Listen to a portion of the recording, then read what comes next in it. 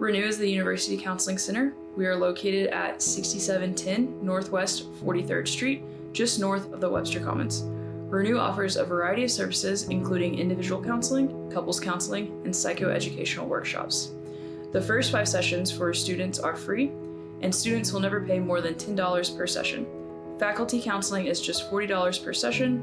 Renew is open Monday through Thursday from 9 a.m. to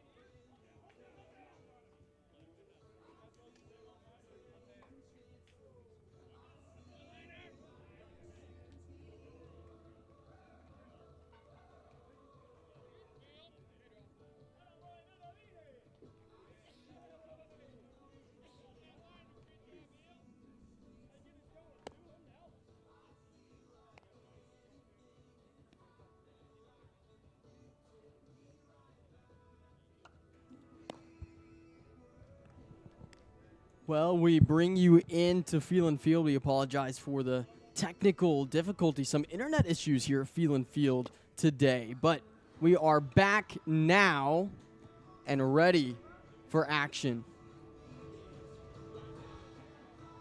You may be wondering, hey, what did I miss in the top half of the first? And what you missed was a 3-batter-faced inning from Lane Benavides. And he came in, he got a strikeout swinging against the leadoff batter, Tyler Akers.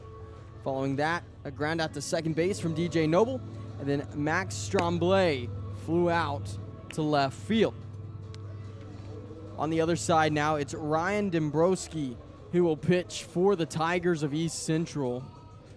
And we will take the time to introduce you to the series in a moment. The second baseman, number 2, Cade Ross.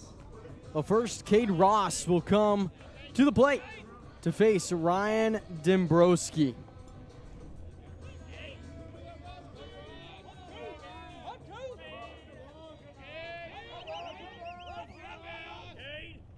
First pitch to Ross, called strike 1.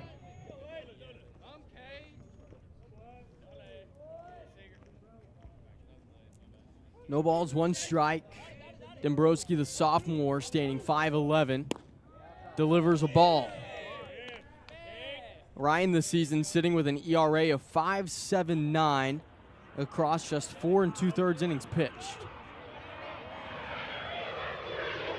Hasn't had a lot of time. He goes inside, and Ross swings and misses for strike 2.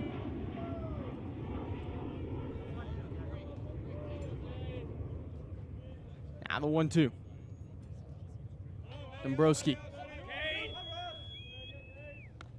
He's going to hit Cade. So the 1-2 count turns into a hit by pitch, and Cade Ross headed to first. Let's take a look at the lineup today for Southern Nazarene. Now batting, number 21. And you just saw Cade Ross, and now it's Josh Bay, who's been one of the premier hitters in the GAC this season. And Kane Springer, Blake Brinkmeyer, James Bodine, Braden Pingle, Aiden McCullough in 7, flipping from that 9 spot where we saw him last time out. And Braden Salinas and Dom Garcia will round out the lineup, hoping to turn us around back to the top. Now a conversation, it appears, by the looks of things, that Kevin Paxson, the 3rd-year skipper for the Tigers, believes that may have hit the knob of the bat from Cade Ross. Umpire's going to talk about this. It'd be a difficult one to overturn the call at this point, but we'll see. We've seen crazier things happen. As it stands, Ross is on first with hit by pitch. Yep, and there you hear it. You don't have replay here. It's been a bit of a push from the Division II to get replay at more facilities, and that's part of the reason why you don't even get the chance for an overturn on certain calls. First pitch to Bay, fouled to the right side.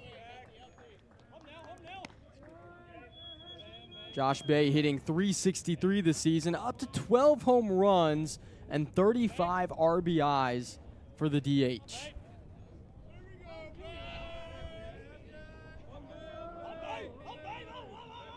The 0-1 to Bay. He'll let it go by for a ball.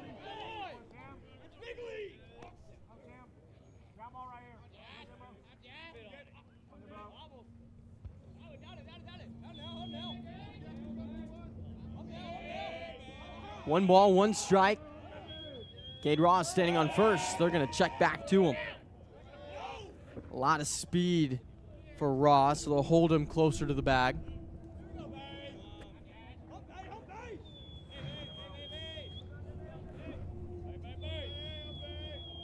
One. Pitch on the way. Bay on the ground towards third base. Picked up by Jackson. The turn in time.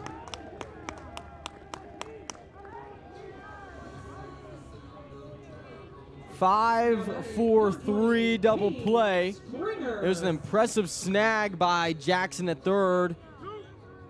But the throw's in time. 2 outs on the board as Bay hits into the double play. Kane Springer to the plate now.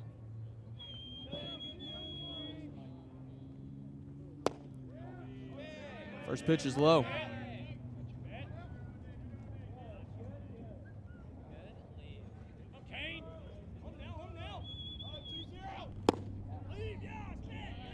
Two-0.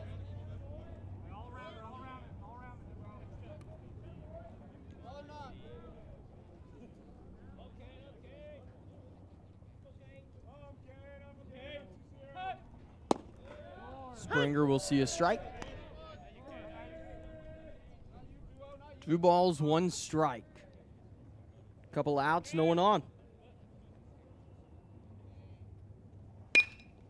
Springer on the ground towards shortstop. McCage gobbles it up and sends it over for out number 3.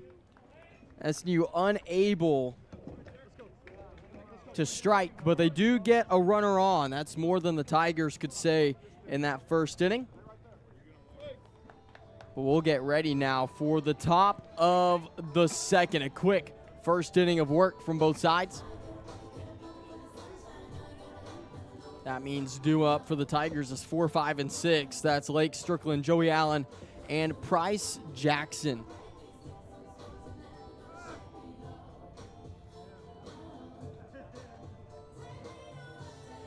Now, because we didn't get to take a look earlier at Lane Benavides' numbers, we'll do so now. The right-handed junior wearing number 11. 10.73 ERA, 2-2 record. 13 strikeouts and 8 walks from him so far this season. But he's already bumped that up to 14 strikeouts today. A whip of 202 for the junior out of Ganado, Texas. Again, got his 14th strikeout of the season against Tyler Akers, the leadoff batter.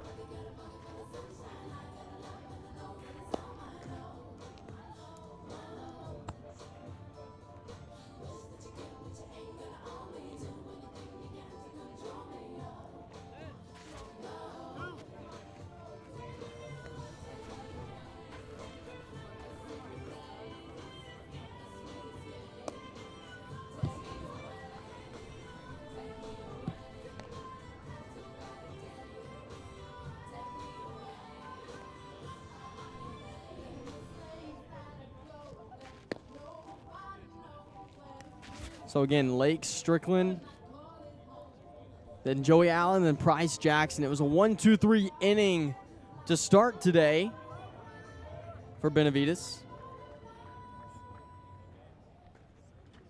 Number 4, Lake Strickland.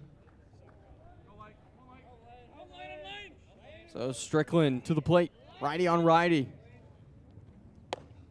First pitch in the zone.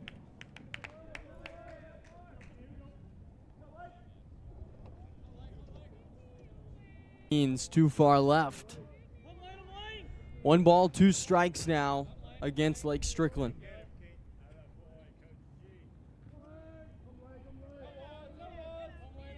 The 1-2 from Benavides. Left it low.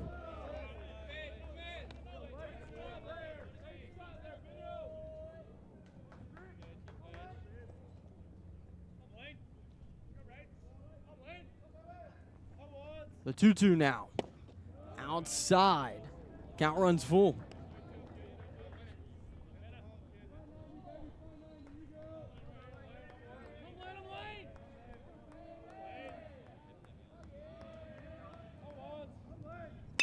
Breaking ball hit high towards left field. Has a chance along the wall. And it is gone. A solo shot for Lake Strickland will open us up.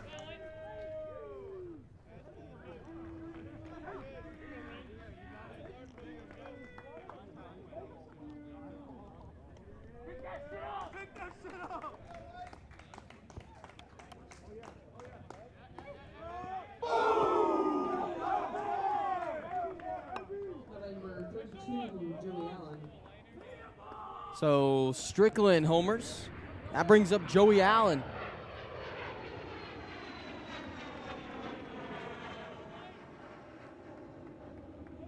First pitch, Benavides to Allen. Throws a ball.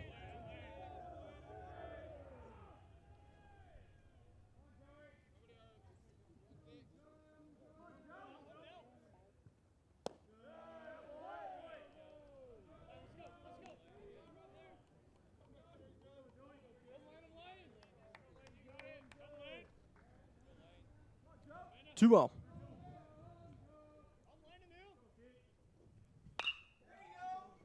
Another fly ball. This one towards right field will bounce, reach the wall, and it should be a double for Joey Allen, and it is. He stands up. So 2 big swings for the Tigers. They now hold the lead with a man in scoring position. 10, Bryce Jackson. Price Jackson to the plate.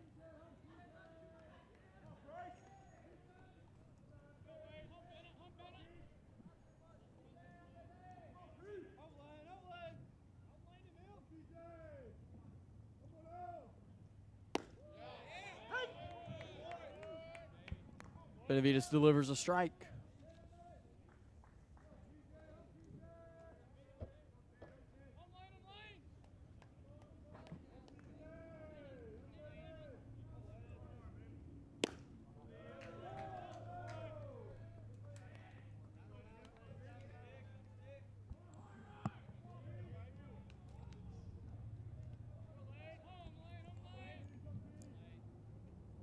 Now the 1-1.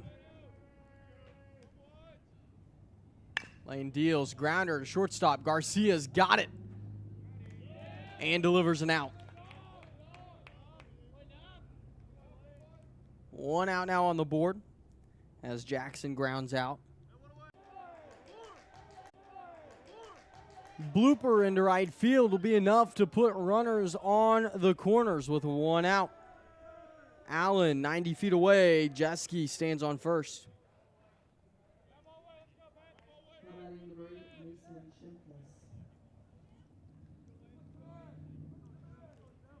Shimkus. Mason Shimkus now with 1 out, 2 on.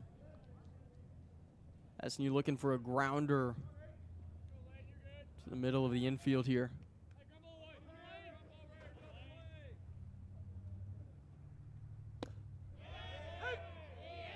There's strike 1.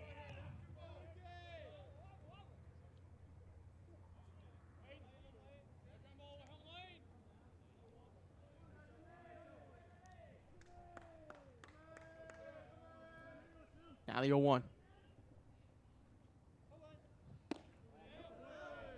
Inside.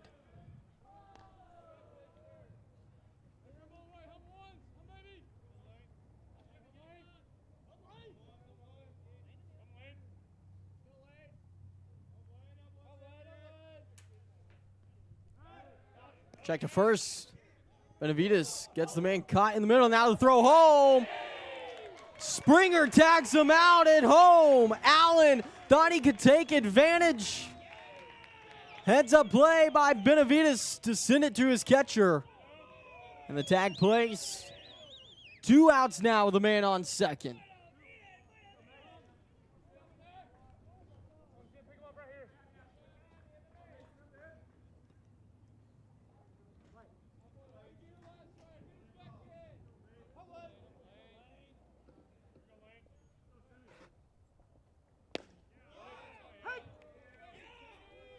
Strike delivered.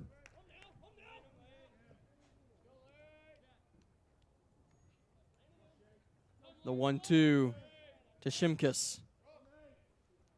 Benavides. Loads and deals. Tip to the left side, man. No play to be made, but the throw back to third. Got him! Kane Springer, the pump fake. Convinced Jeske to take an extra leap, and Springer punishes for the decision.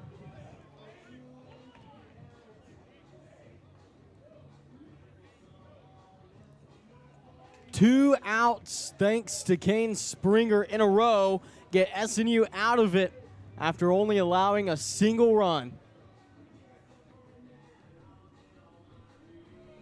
Wow.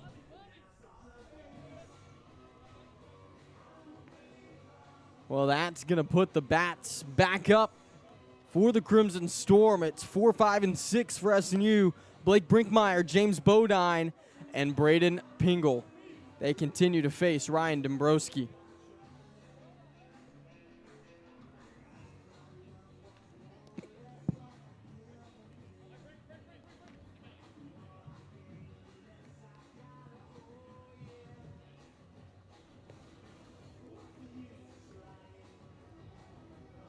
While we have a moment, we can take a look at the field for the Tigers. Shimkus behind the dish. Strickland at first, Noble at second, Jackson at third, McCage at shortstop. And then from left to right in the outfield, Tremblay, Akers, and Jeske.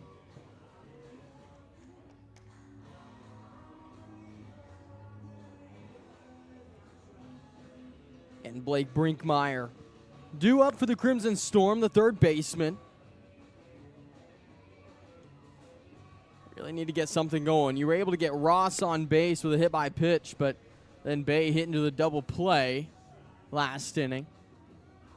So SNU still looking for their first hit of the contest. ECU with 4 already.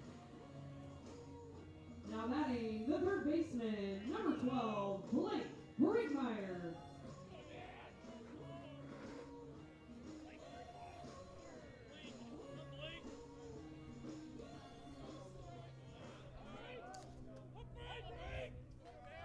First pitch to Brinkmeyer.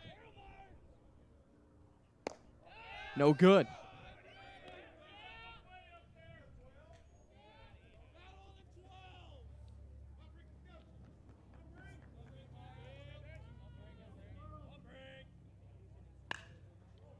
Brinkmeyer high towards left center field, tracking it and making the grab out in center field is Akers.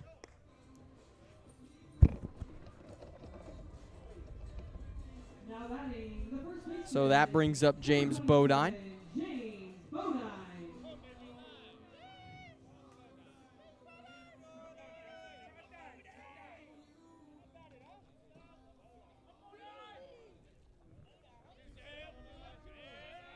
First pitch to Bodine. No good.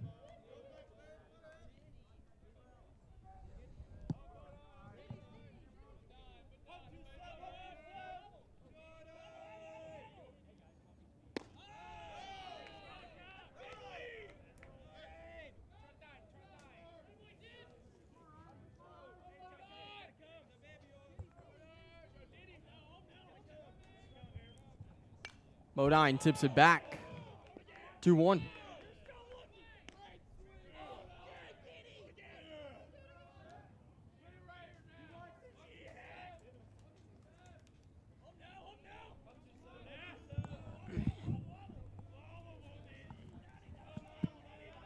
Two balls, one strike. There's ball 3.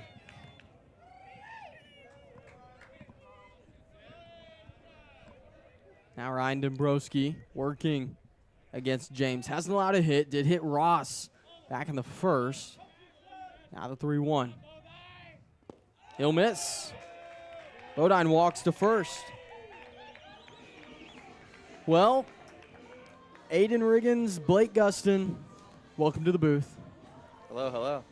Good to have y'all here. Hey, Thursday baseball, a little weird, isn't it? Yeah. I feel like we had Thursday baseball at the beginning of the season, but it's been a while. Yes, it has. Braden Pingle now to the plate.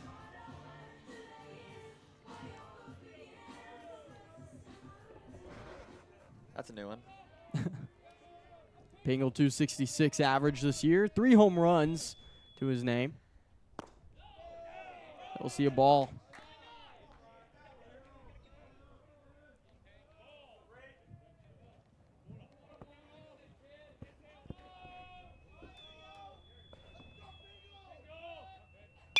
One 0. Pingle fouls it off to the right side.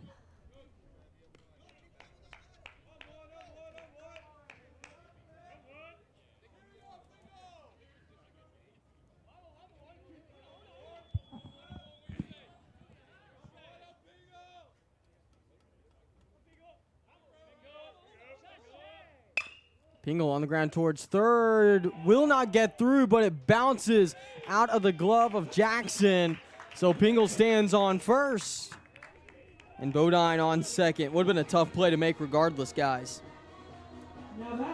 Yeah, bouncing in the infield. Not much he could have done about that one. It was going to be a tough throw either way, I think, to get that one to first on time. I agree. They will call it a single, not an error. Now Aiden McCullough to the plate for the Crimson Storm. 1 out, runners on first and second. McCullough's average at 253. It's been rising as of late. He's been hot lately. Ball delivered inside.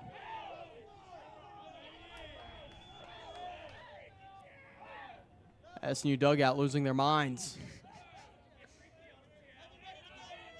1-1. Have one on third.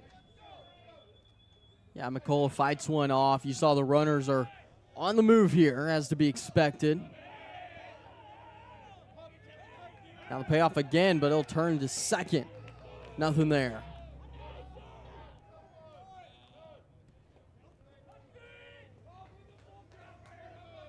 Here comes the payoff.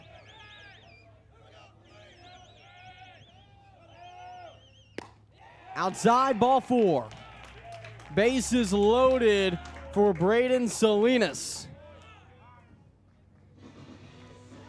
1 out on the board, but a walk given up. Timeout on the mound. Boy, it's nice having someone work the camera, I gotta say.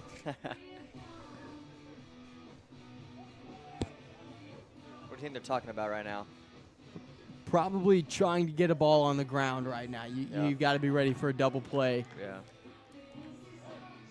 And you're facing 8 and 9 in the lineup, so you're hoping that this is the group of guys at the plate that you can take advantage of, but we'll see what happens.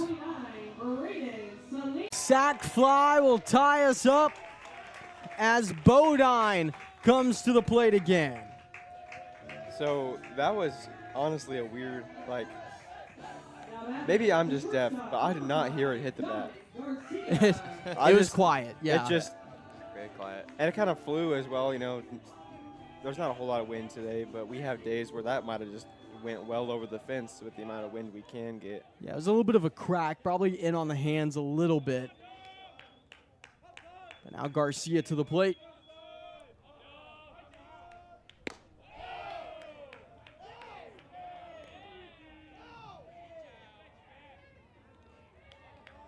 One 0 count for Dom.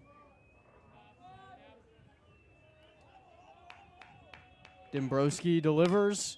Garcia fouls it to the right side.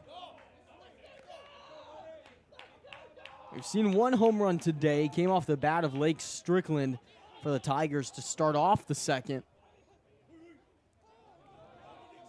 Be a good time for another one here for the Crimson Storm.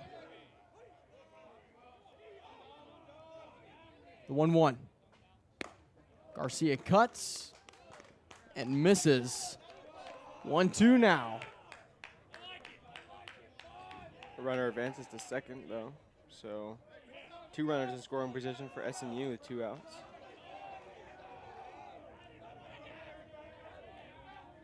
One, two.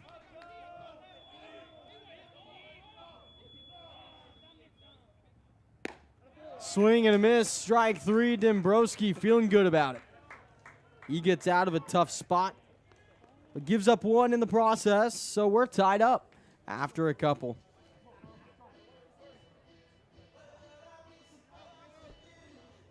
Well, guys, what are you thinking so far today? Well, we've been here for a half inning. Okay. So can't really remember the last time we got here before the game started, honestly. But that's solid performance from SNU in the bottom of the second. Bases loaded, active base paths.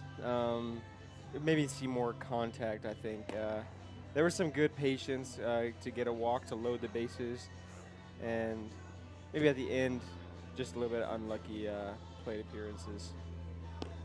But I think, to be honest, from what we saw in that half inning, if SNU keeps doing that for us the game, it can be a pretty solid outing. But we have seen it in the past where the bats are slow to start, or the bats do start, but the pitching isn't quite there, and they just can't match the bats.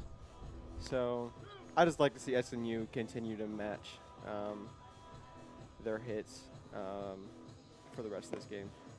Yeah, I like how they're putting pressure on the Tigers, putting runners in scoring position early. Usually they do that super late, find themselves short. So doing that early will kind of help them hopefully win this game. Well, Benavides will face 9-1 and 2 in the lineup. That's Cooper McCage getting his first look at Lane, and then Tyler Akers and DJ Noble. Akers went down swinging in the first. That was the 14th strikeout of the season for Benavides. But now it's Cooper McCage. He'll go foul off his own leg.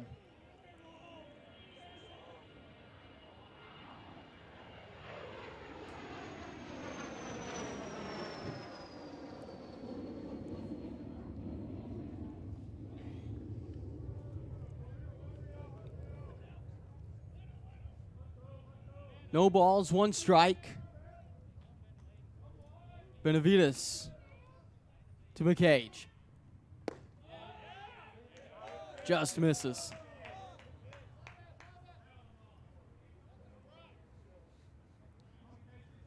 One.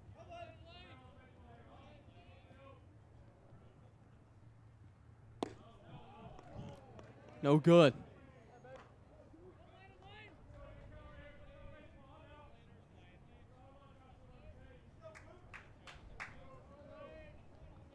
Got a dugout commentator. Hard hit ball, just foul down the third base line. Barely shoots left of the white line. SNU probably taking a big sigh of relief because that was going to be for extra bases. Oh, yeah.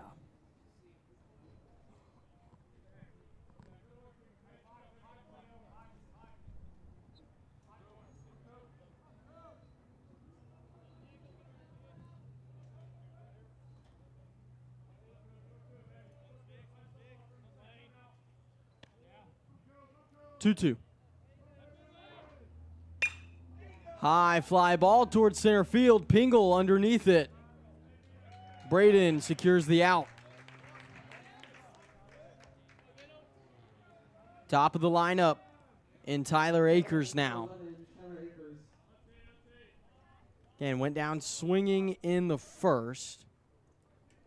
It's the only strikeout so far for Benavides.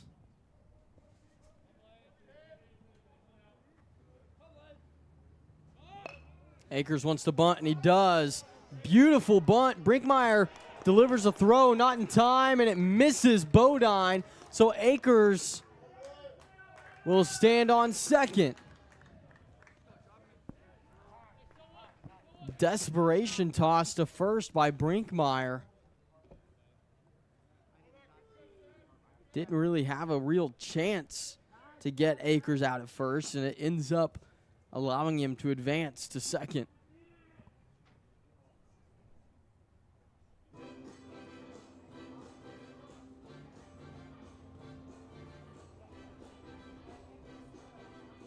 Some umpire talk.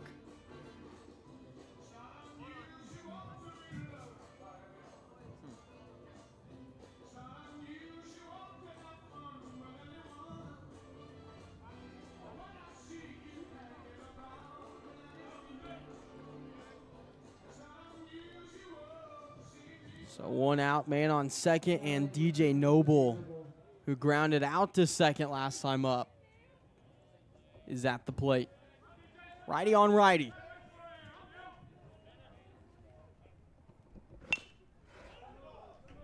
SNU dugout drops the ball.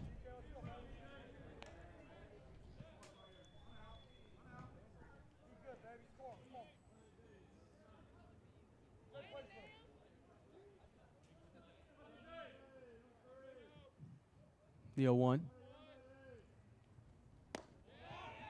There's strike two. An 0-2 count for Benavides against DJ Noble, the second baseman.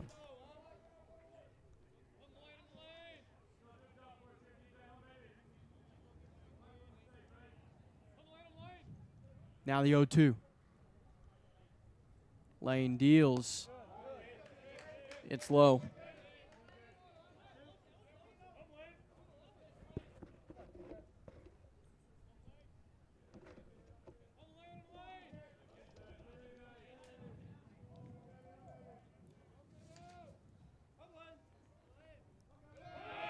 Runner goes with a foul ball to the right side.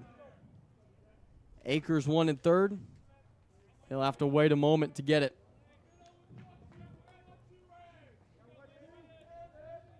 Noble still with a 1-2 count.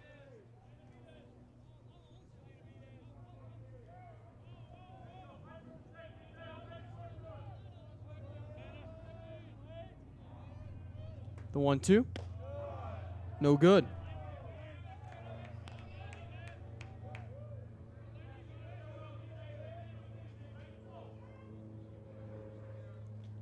Two balls, two strikes. One out, man on second. Checked his second.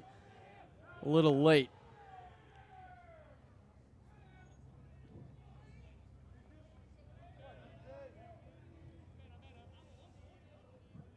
Two.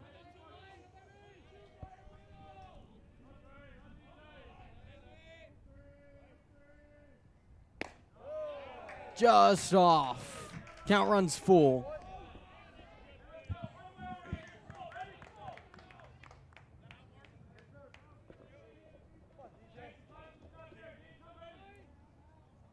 Benavides looking for his 15th strikeout of the season. Runner goes, and the throw is sailed into left field. Looked like it slipped out of the hand of Springer. So a walk will put Noble on first, and Akers, who is headed to third, makes his way home. Unlucky, just slipped out of his hands. A rare mistake from Kane Springer.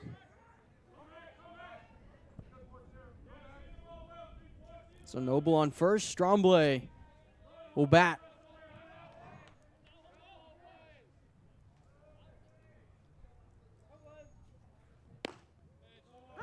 It's two throwing errors this inning from SNU, both of them advancing Akers, who ends up getting around.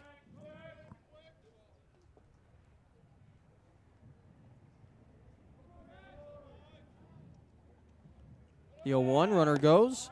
Springer throws down, keeps it very low. Got him! Boy, he rolled it to Garcia, but still got it there in time. 2 outs.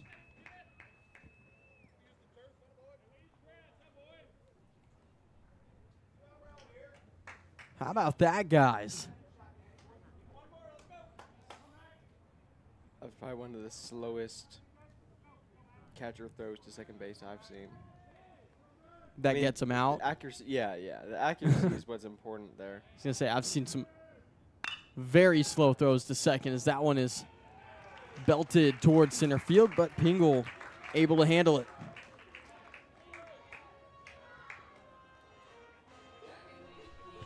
That's just having strength, the throw down to second, having the strength to keep it low on a line. That's what really matters there. It looks a little less impressive when it bounces, but when you still get the out, you realize how impressive it really was. And to keep his composure off, just throwing an air kind of mentally. Looked like he was in his next play mentality. Just get the out. Yeah, no hesitation from Springer to get back to it. So SNU's trailing by 1 again, but they have the top of the lineup in Ross, Bay, and Springer due up. It was a hit by pitch for Cade Ross, then Bay hit into the double play, 5-4-3, and Springer grounded out to shortstop. So the entire infield got some work in the first from those three. So the Nazarene hoping to tie it up or more.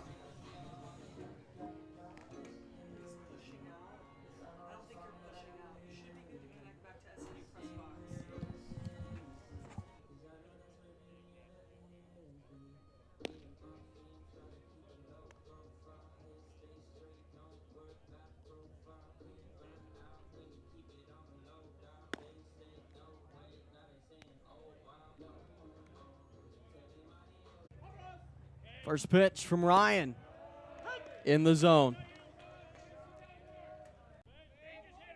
First pitch to Bay. First pitch to Bay. In the zone. 0-1 count.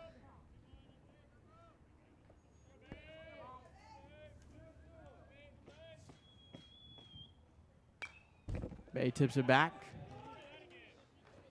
0-2.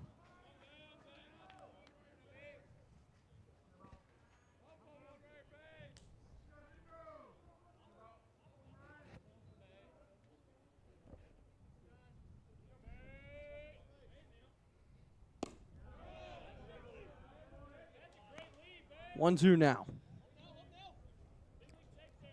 After that first pitch, I'm thinking maybe next year we should introduce ABS into Division II baseball. Oh, that'd be something. The 1-2. Now 2-2. Imagine ABS before just regular replay. That'd be crazy. 2 balls, 2 strikes, 1 out on the board. No one on for Josh Bay. Facing off against Dombrowski. Bay had a hard ground ball that ended up being a double play last time up. Now he's got a full count. Dombrowski will bring in the payoff pitch.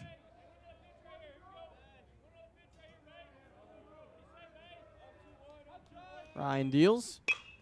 Bay high toward left field. It's going to be shallow, so Tremblay should have it. And he does. Maybe a little trouble with the sun for a moment, but he recovers. Kane Springer to the plate. Now batting the catcher, number 20, Kane Springer. 2 outs, no one on for Springer. He grounded out to shortstop back in the first.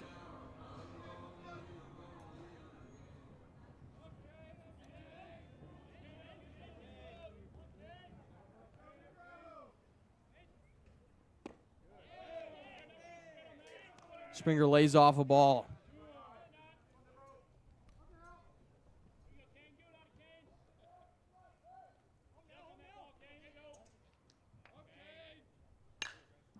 Kane toward left field. It's high. Is it deep enough? Yes! Kane Springer homers. Touch the ball, number 20, Kane Springer. Kane ties us up at 2 apiece.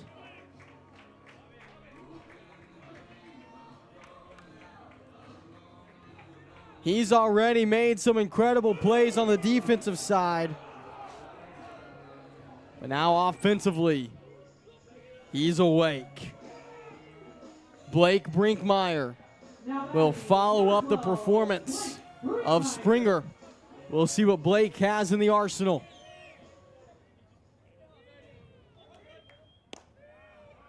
He'll watch strike one. Blake almost always takes the first pitch.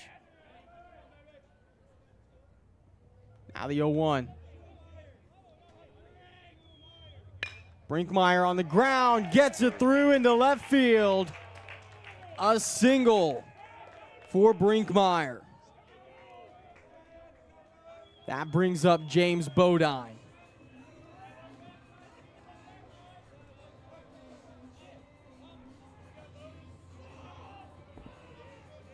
Now batting, number 27, James Bodine. Bodine, the first baseman, hitting .370 this year.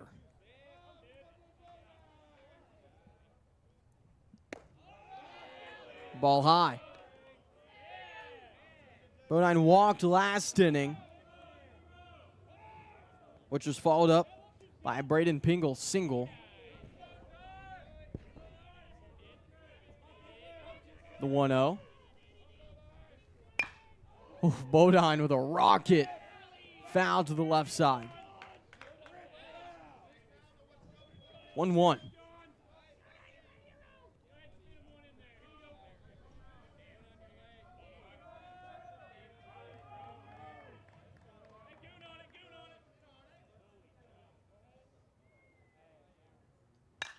Bodine high toward right field. Doesn't look like it'll be deep enough. Jeske underneath. And Jeske secures the third out of the inning. Southern Nazarene able to tie it up off the bat of Kane Springer. And we'll head to the top of the fourth. But first, we'll take a break and be back right after this. Being a champion takes more than talent, more than the perfect pass, more than using your head. Being a champion takes the spirit to always push harder, the ability to overcome any hurdle, and the fire to be the best. Welcome to Division II, where the pursuit is yours to create. And the question isn't, can you do it? It's, will you?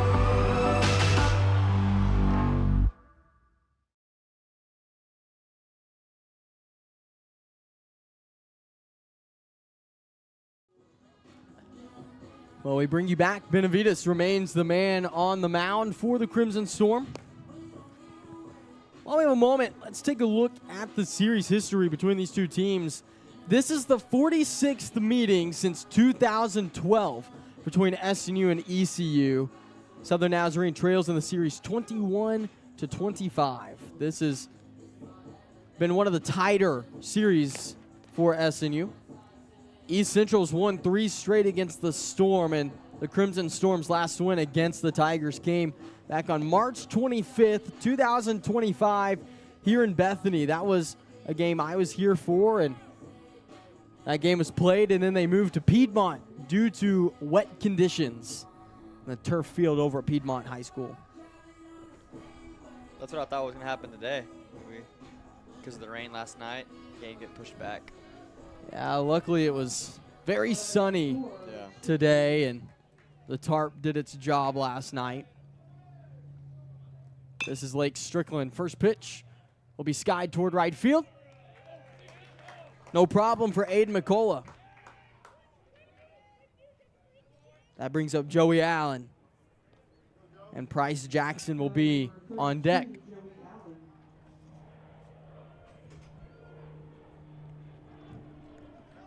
Allen doubled in the second and got it to the right field wall. He's still looking right field as he swings and misses.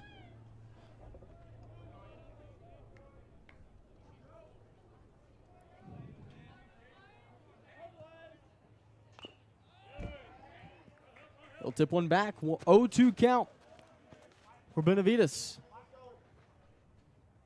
And here we are in the top of the fourth. You're really hoping for a good 6 innings, maybe 7 from Benavides.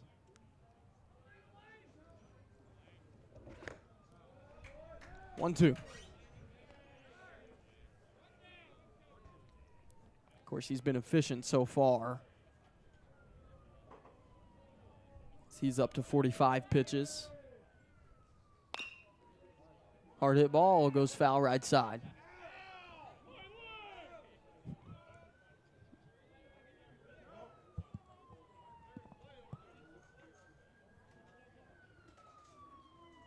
One ball, two strikes.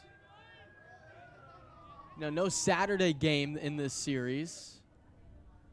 This one's on the ground towards Cade Ross, who handles it and delivers the out to James Bodine.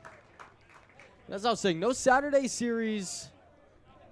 Wow, no Saturday game in this series as it's Thursday and we'll get the doubleheader tomorrow, which means we'll miss the tornado sirens. Luckily, we hear the sirens. Yeah, we still get to experience that just a little bit. Price Jackson now, who grounded out to Garcia last time up, gets it on the ground through the third base side. He'll turn and try to take second, which he does successfully. A double for Jackson.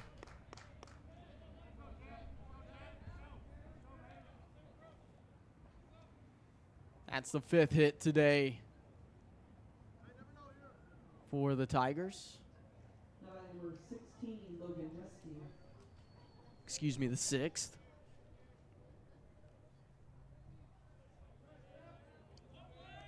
Now it's Logan Jeske who singled in the second. 7th batter in the lineup.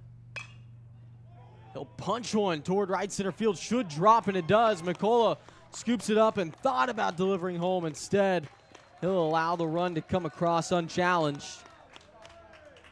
And Jeske will hold on first. 3 straight innings in which the Tigers have scored now. Mason Shimkus steps to the plate. He also singled in the second.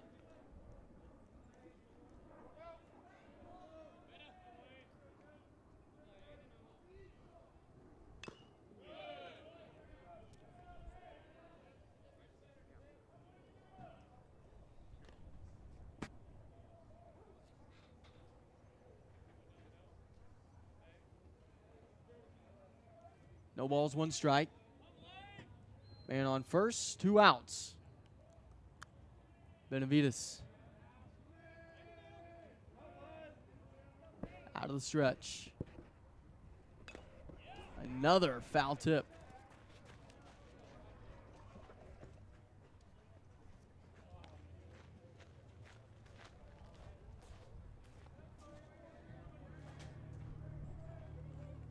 Oh, 2 count.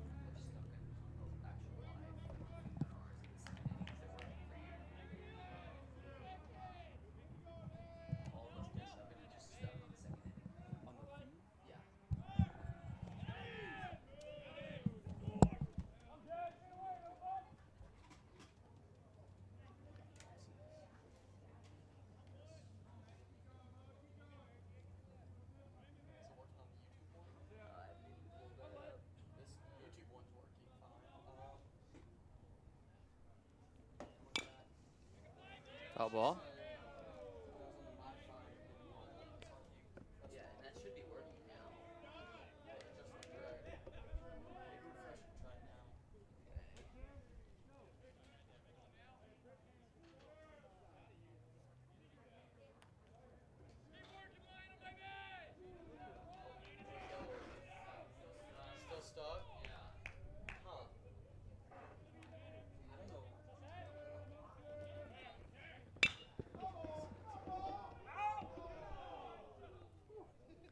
Another foul ball.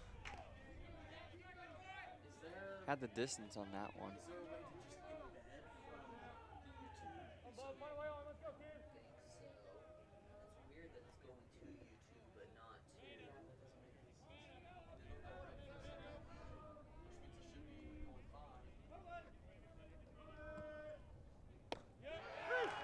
Strike 3.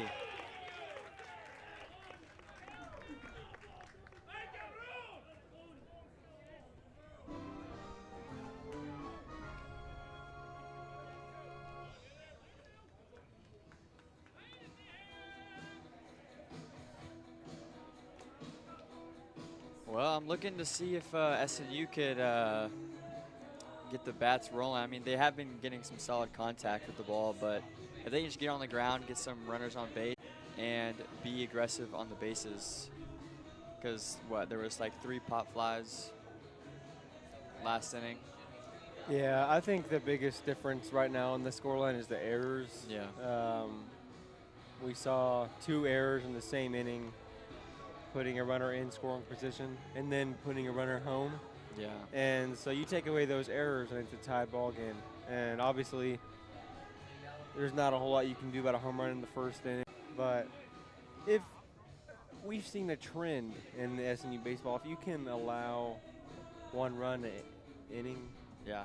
you might win the game. Yeah. So I think just to be able to see some defensive consistency here from SNU is the last thing. Is the next thing we need to see here to be able to see them put themselves in a position to use their bats to pull ahead of the Tigers. Now batting for the Storm, the center fielder, number 1, Braden Pingle. Braden Pingle up to bat.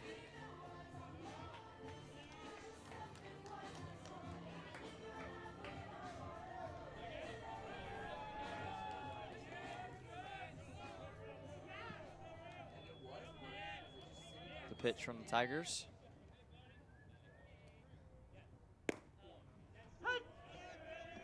And looked outside, but the umpire's going to call it a strike.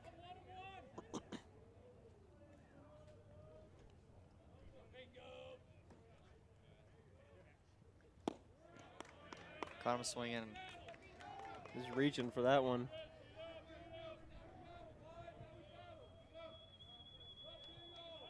Two strikes, no balls.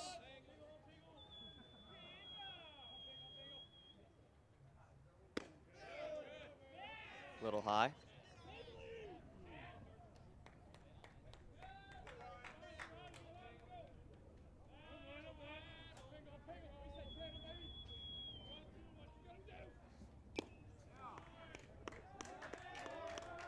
Foul tip catch, strike out. To be honest, maybe this is a hot take. I don't know what you think, but I kind of like the jerseys that East Central has on today. Yeah. It's kind of a fire Colorway. color combo. There's you can't go a whole super wrong with black and orange. Mm-hmm.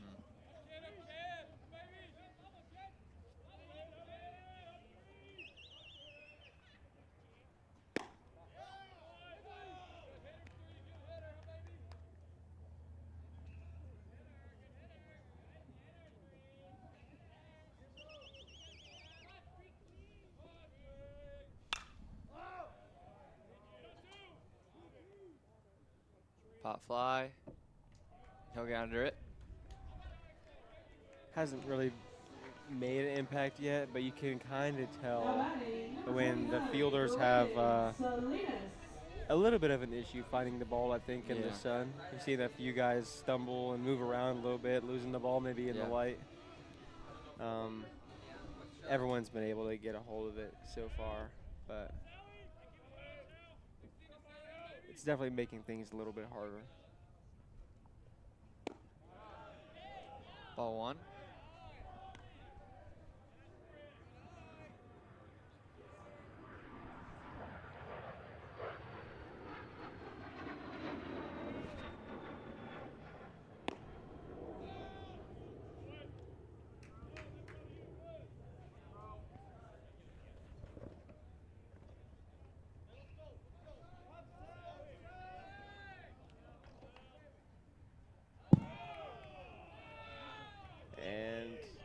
I'm not really sure where he was throwing that one.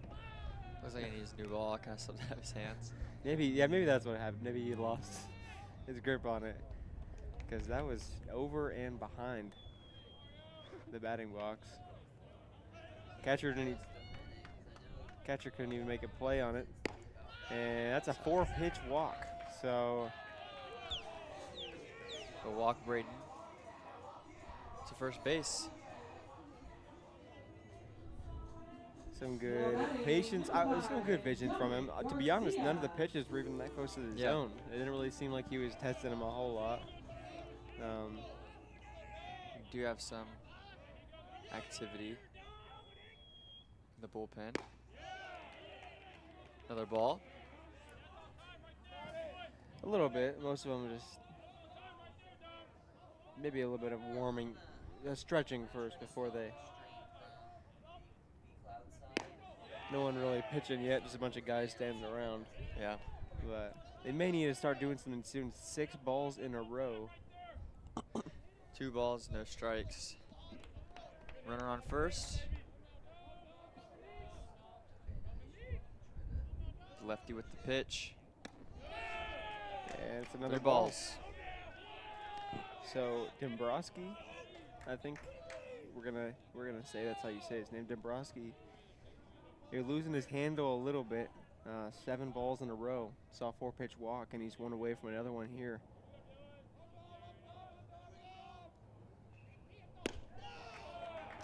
And that's another 4-pitch walk for the Crimson Storm. Coach might have to come talk. I think Now batting, he's thinking about going out there. Cade Ross up to bat. And yes, there will be a conversation on the mound. Maybe getting a little too antsy, or his arm's hurting or something. I don't know. I don't think he's happy with whatever's being said over there. He's a lot of shaking heads. And they will keep Dombrowski on the mound. So after 2 4-pitch walks, maybe they just want to tell him, hey, settle down. Let's try to. You got a doubleheader tomorrow, so maybe they just want to see how much they can get out of him before having to pull somebody else in, so they're not tiring out too many arms. They're not tiring out too many arms before they have to play a lot more guys back to back tomorrow.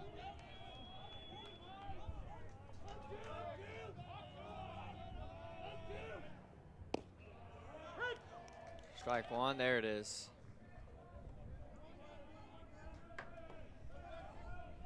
Cameron Ebert. Looks like he's warming up For the Tigers. So 2 strikes in a row, whatever they talked about out there, definitely helped him a little working. bit. He had 8 balls in a row before he threw that one. So a little more consistency here on the mound.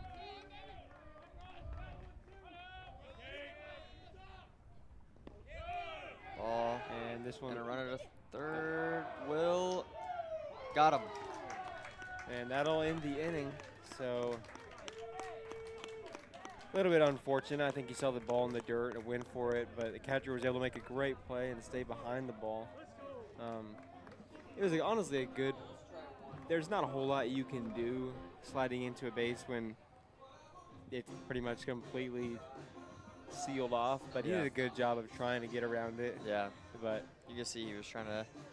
yeah, he would have to have been an acrobatic master to pull that one off. So that'll end the inning for SNU. No runs scored that inning, but That'll end their streak. a little bit of defensive shakiness from the Tigers in the bottom of the 4th. They were able to pull it together, but we'll see if there's any sort of pitching change. I would not be surprised if there was a pitching change coming into the bottom of the 4th.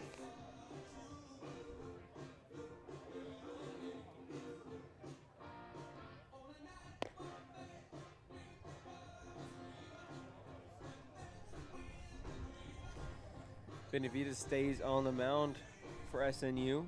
He's had a solid performance today. 3 runs in 4 innings. A couple of those came, we discussed earlier. We had Yes, from the errors. the back-to-back errors in the last inning. Didn't really help him, but and there's not a whole lot he could have done with a couple of wild throws. But he has done a good job at, what you want if your offense isn't performing. I mean, even if your offense is performing, it's the defense's job. Yeah. To keep the offense within striking distance and to be able to give them a chance to continue to put runs on the board. So that's exactly what we want to see, and that's what we have seen so far from Benavides. So Cooper McCage up to bat. The first pitch, strike one.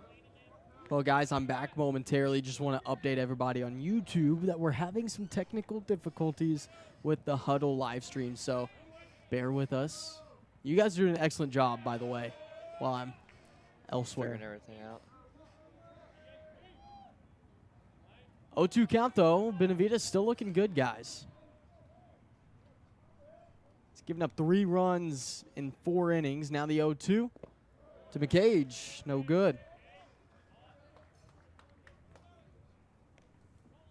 What did you guys think of that throw down to third to close out last inning? I think he was one that, like, he saw the ball in the dirt, he went for it, and then he realized too late that the catcher had been able to stay behind it somehow. Yeah. He got a good bounce off of his body. Then you saw him kind of like try to do everything he could to get around it, but when the guy's right in front of you, there's not a whole lot you can do about that.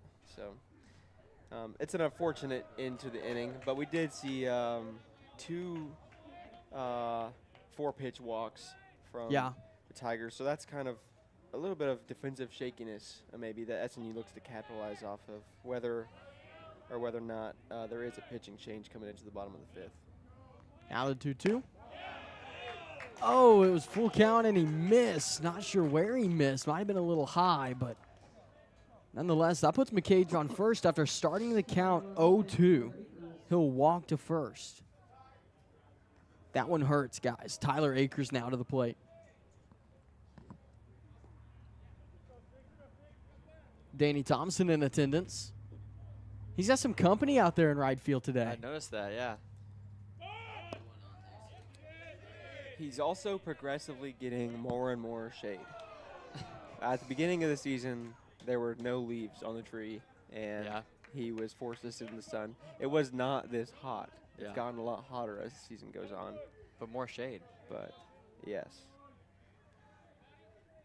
A run on first.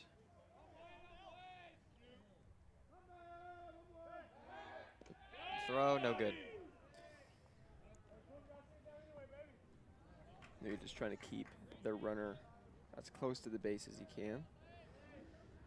Tyler, a little bit less to worry about on the base paths. Tyler Akers tried to bunt earlier, so maybe we'll see something like that. Yep.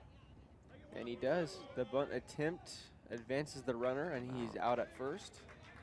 So the Tigers with a runner in scoring position went out down for the Crimson Storm. But after Benavides threw the check down to keep the runner on first, he's now on second. So that's another thing to keep your eye on. Advance the if runner, you're get him SMU in scoring defense, position. yes. Yeah.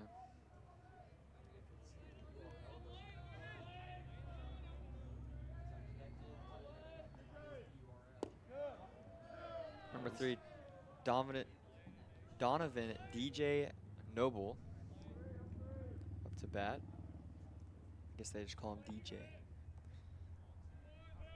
Not sure where the J comes from. Oh. And that one hits Benavides, and he will make the play, and DJ's out at first. That didn't even look like it hurt him. He's just. It might have been that, like, you saw him looking around for the ball. He was just trying to, they might check on him here. But it's a good defensive play, I mean, to react after getting hit. I mean, these baseballs are not going slow at all. So the runner does advance to third, so now SNU's got a runner to watch out for on third base. But Benavides makes it out. It's a great play to make, especially after getting hit by a baseball.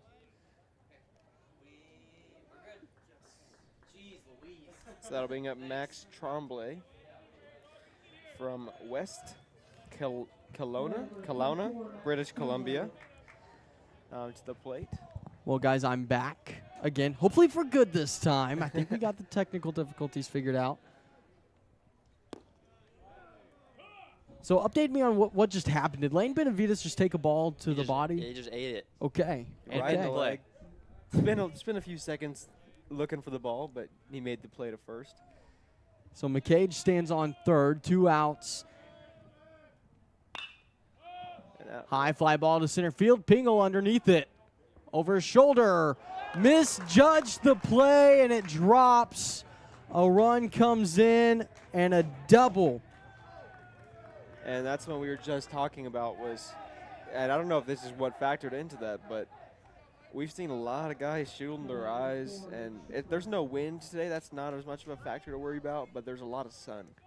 And so we've seen some guys shielding their eyes from the sun, making plays in the outfield. And we said it hadn't made an impact today, but that might have been the first casualty. You jinxed us. Yeah. Man, that one hurts, though. Probably worse than the pitch that hit Benavides. He thought he was going to finally shut down this Tiger offense that's been consistently putting one on the board, but, man, misjudged play in center field by a guy who's typically lights out in the field. And that's another thing is it's 4-2. And the last 2 innings, we've had 2 runs come in, or within the last 3 innings, we've had 2 runs come in off of errors. Mm-hmm. So you've seen a misjudged play in the outfield and missed throw, I believe it was. Yeah, it was 2. It was 2. Yeah, It's the 2 advances to third. He advances second and then to third and scored off that. Yeah, so and that one, of course, not going to be judged an error, that play in center field, but it is a simple mistake that results in avoidable runs. Yeah. That could see SNU in a tied ball game. 2-1 from Benavides to Strickland. Found the zone. 2 balls, 2 strikes. Couple of outs and a man on second. The 2's absolutely wild.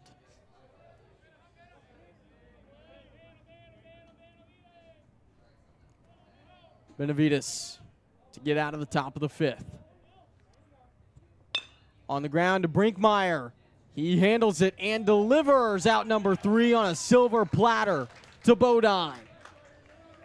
Honestly, a couple mistakes aside, this has been a good defensive performance from both teams, really. Oh, yeah. There's been some shakiness, but you're not going to expect them to have an immaculate game. And so just to be able to see this defensive consistency is what is the reason SNU can still be in this game. We're going into the bottom of the 5th now, and they could take the lead, tie the game up in any of these innings because of the performance by the defense.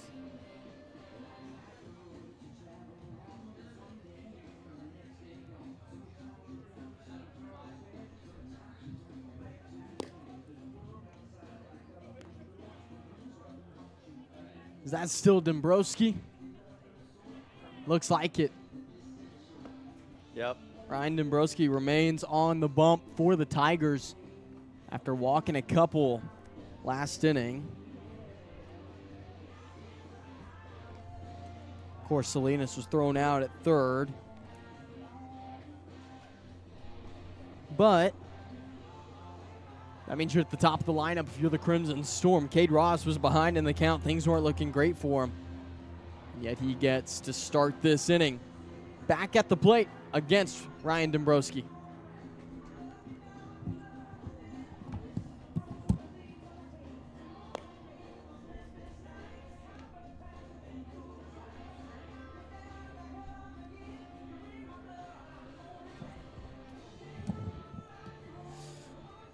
So Cade Ross, Now batting for the Storm, number 2. he knows that life is a highway, and he's hoping to ride the base path like a highway as he starts at the plate for SNU in the bottom of the 5th. A 2-run game, Crimson Storm trailing. First pitch from Dombrowski.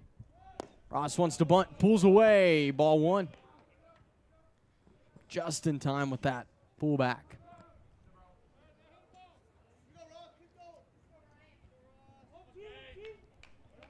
The 1-0.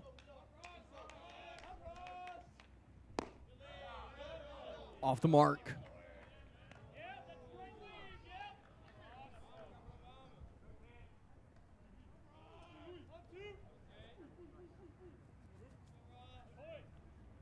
The 2-0.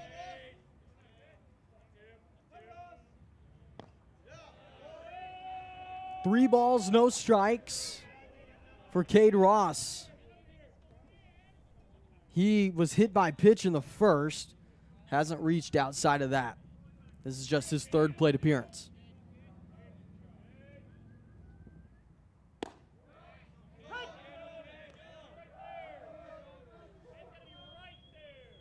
Three one.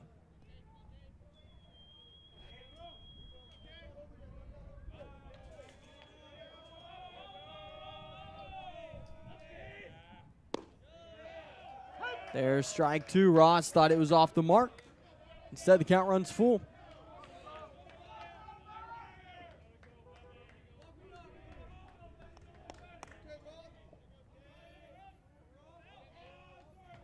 Payoff. Dombrowski misses high. Ross walks to first. Good start to the inning, guys.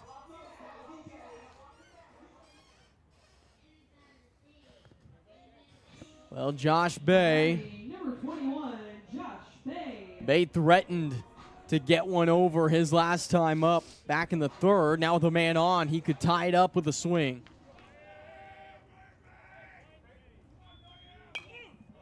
He'll foul one away.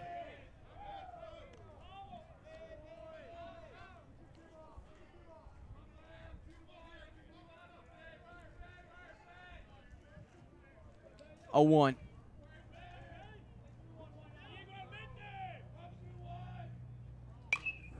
Bay high, foul ball to the left side this time.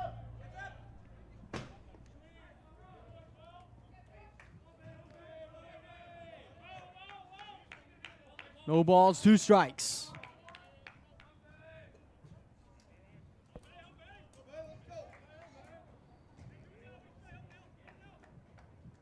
The 0-2.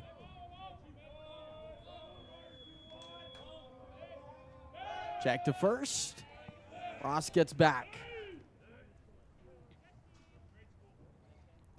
Again, it was the first inning where Bay hit into a double play that took out both him and Ross. Hoping to avoid that here with no outs. Bay checks, didn't go. 1-2.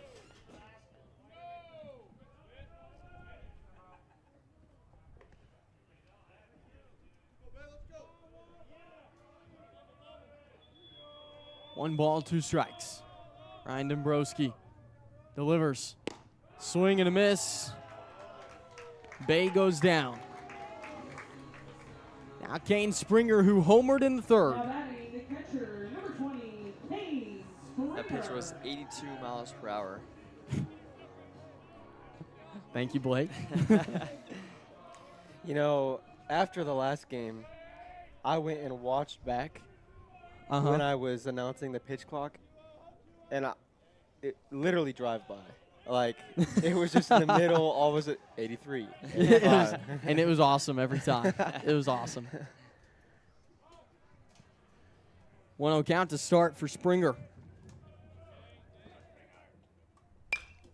Kane high in foul territory toward the ECU dugout. Nice snatch by Strickland. So Kane goes down. 2 outs now for Blake Brinkmeyer with a man on first. Blake Brinkmeyer. Brink hoping to keep the inning going.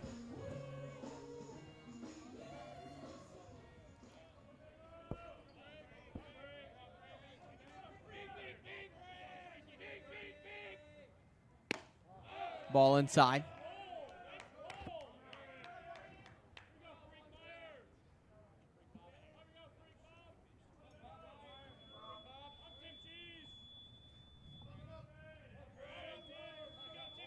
The 1-0.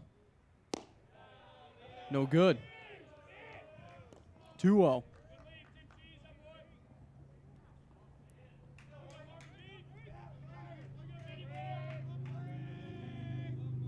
Two balls, no strikes. That's in the zone.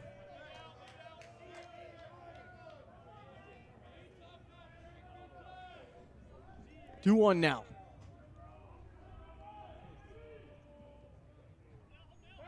Check to first. Ross just going to have to go for it as he was caught in the middle, and they will tag him out. Blake Brinkmeyer will start the next inning for the Crimson Storm. That's the second time that's happened today, guys. That time to Cade Ross.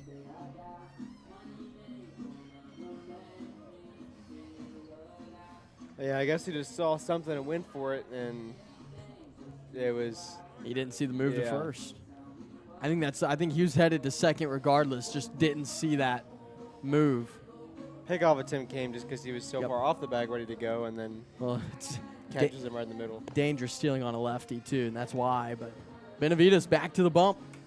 We're into the 6th inning, and we came in saying you're hoping for a good 6, 7 innings out of him, and,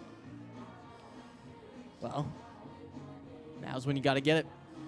Don't give me that look, guys. Don't give me You know, that look. I don't like it when people say that, but I still smile just because of.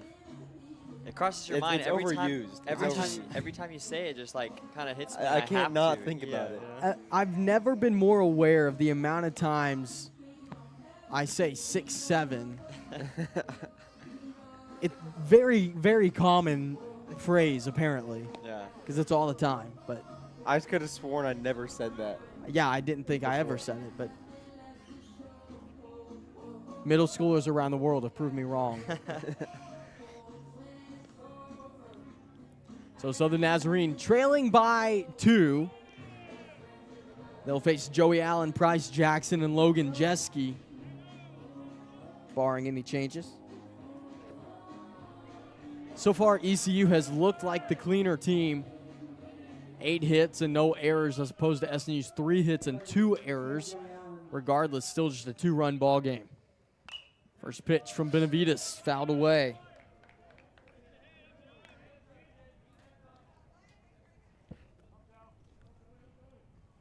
Again, Allen doubled in the 2nd and grounded out in the 4th. Now the 0-1.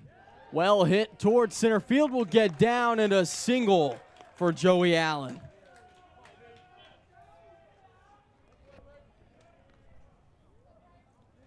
Number 10, Price Jackson. Price Jackson, who doubled in the 4th.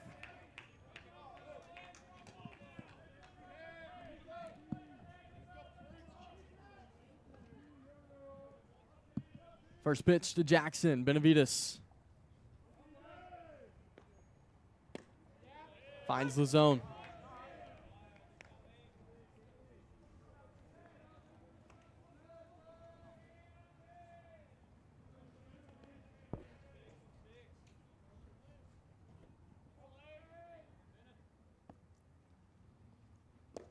Breaking ball, no good.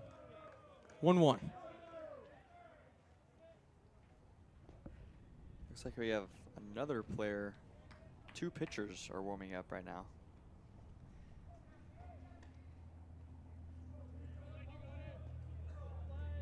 Benavides, the 1-1. Fouled into the leg of Jackson. So 1-2 now.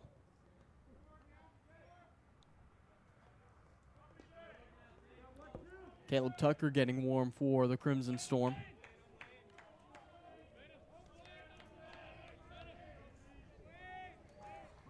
The 1-2. Lane deals. Breaking ball, nice block by Springer.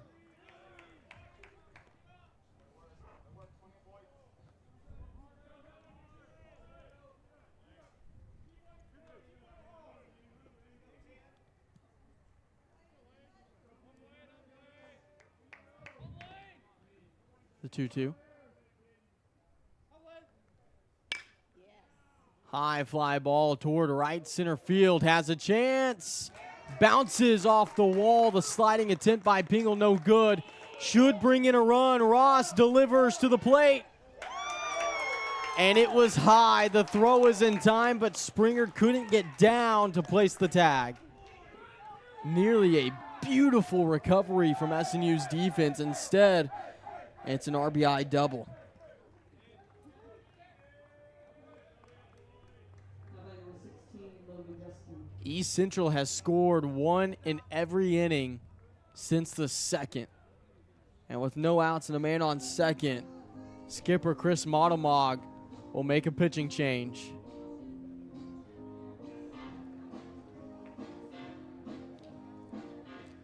Well, we'll step away, take a break, and be back in a moment for a look at the numbers of the new face on the mound. In NCAA Division II, student athletes leave a lasting impression on their communities. That's because Division II student athletes want to make a difference and truly be part of their surrounding communities. Through community engagement, thousands of student athletes from various backgrounds interact with community members who view them as role models. This interaction leaves a positive and perhaps even life-changing impression on all those involved. In Division II, we rise to the opportunity and make community engagement ours.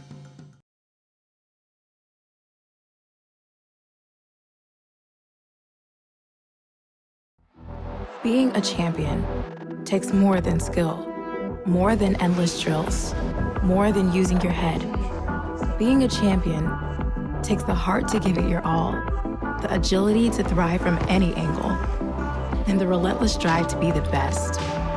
Welcome to Division II, where the pursuit is yours to create, and the question isn't, can you do it? It's will you?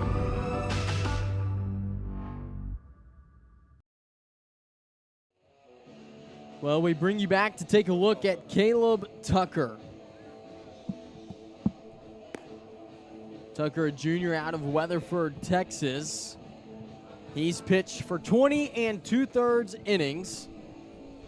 He sees number 16.98 ERA, 0-2 record, 13 strikeouts, 17 walks, and a 2.95 whip for Tucker. You're hoping for one or two really good innings out of him. We'll see what he ends up delivering today.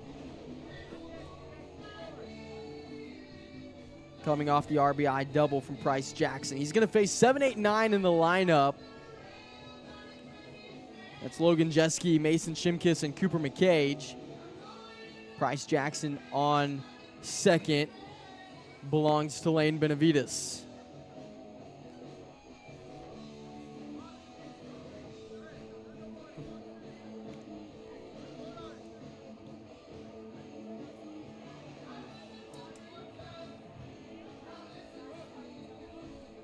So Tucker comes in and faces Jeske. As SNU's deficit has slowly grown, they now trail by 3. No outs, man on second. First pitch gets to the backstop. That allows Jackson to advance to third on a wild pitch. Not how you wanted to start things off if you're Tucker. First pitch, maybe just a little nervous coming in, so take a deep breath, calm down. The 1-0 is in the zone. Tucker goes fastball.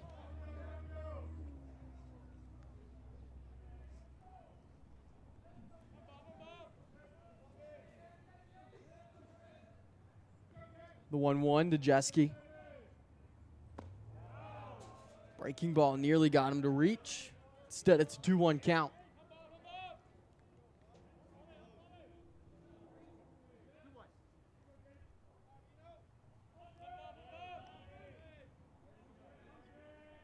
The 2-1. Hard grounder just out of reach for Garcia. An RBI single, and for the first time today, a team has put up multiple runs in an inning.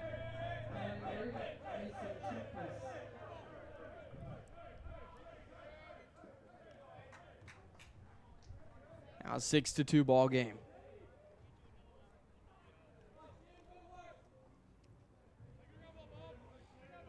Shimkus at the plate. Man on first, no outs. Hard hit ball to Cade Ross. The flip for 6-3. Perfectly executed. Double play. Yeah, and Tucker needed that one. Cooper McCage, ninth batter in the lineup.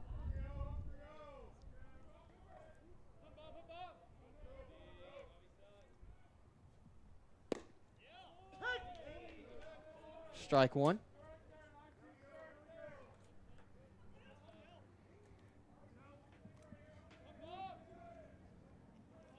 Now the 0-1.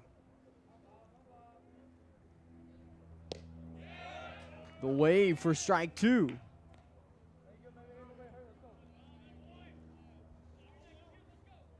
Oh, 2 count here against McCage. Tucker delivers. Just missed on the inside. Well, you can't get much closer than that.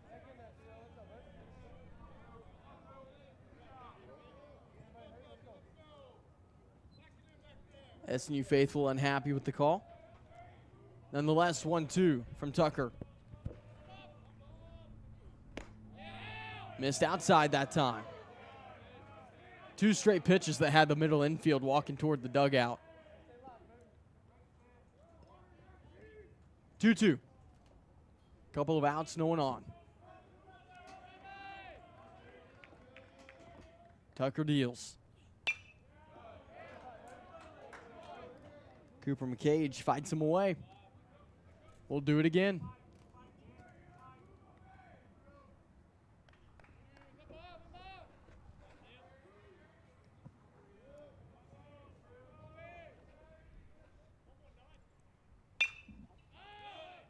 Pop up towards second base.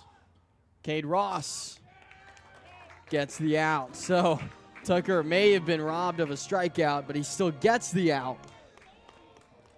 As the 3 batters he faced all end up as outs. Well, guys, it's a 4-run deficit in a game where offense has been hard to come by. But Blake Brinkmeyer will hope to get things started for the Crimson Storm. What do you think? I think if they just stay patient, there's been a lot of pop flies, like I said earlier, so maybe just find the gaps, get it in on the ground, get bases loaded, or just get people in running positions to score. So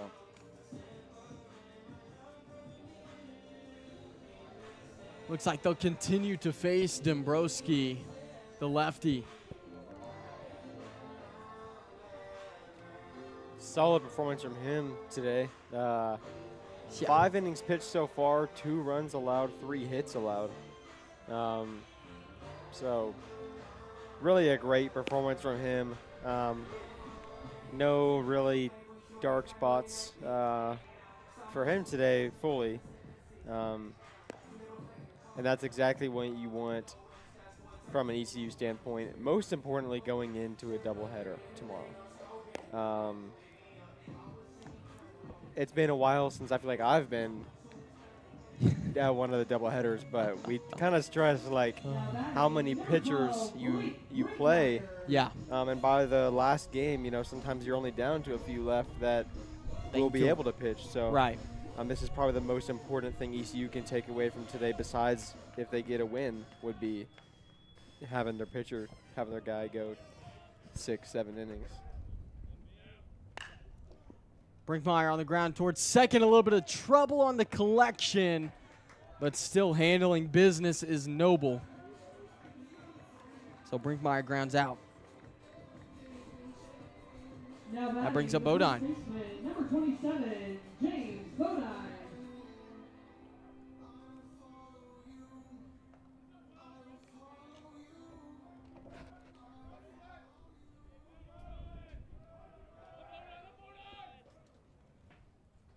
First pitch to Bodine in the zone. James had a couple of hard hit balls that went foul today. He did walk back in the second. Still looking for his first hit of the afternoon.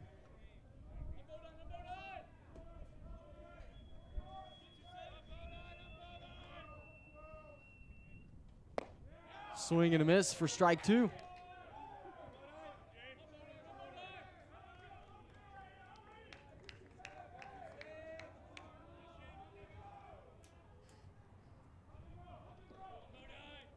The 1-2. Bodine stays alive.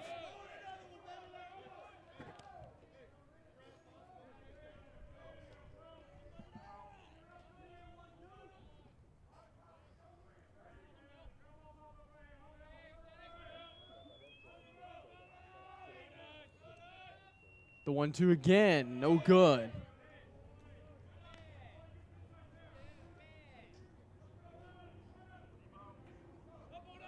Two balls, two strikes. Down to delivery, Dombrowski to Bodine, who puts it on the ground towards third base. Too much trouble for Jackson, and Bodine stands on first. Now batting number Well, one, Braden Pingle. they'll call it an error, but right now you're not really picky how you get runners on, guys.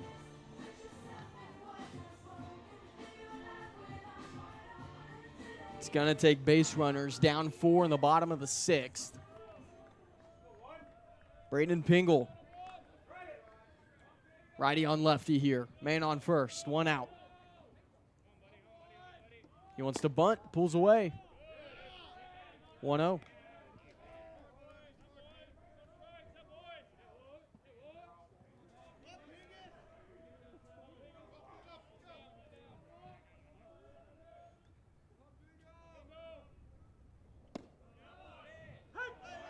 Dombrowski finds the zone.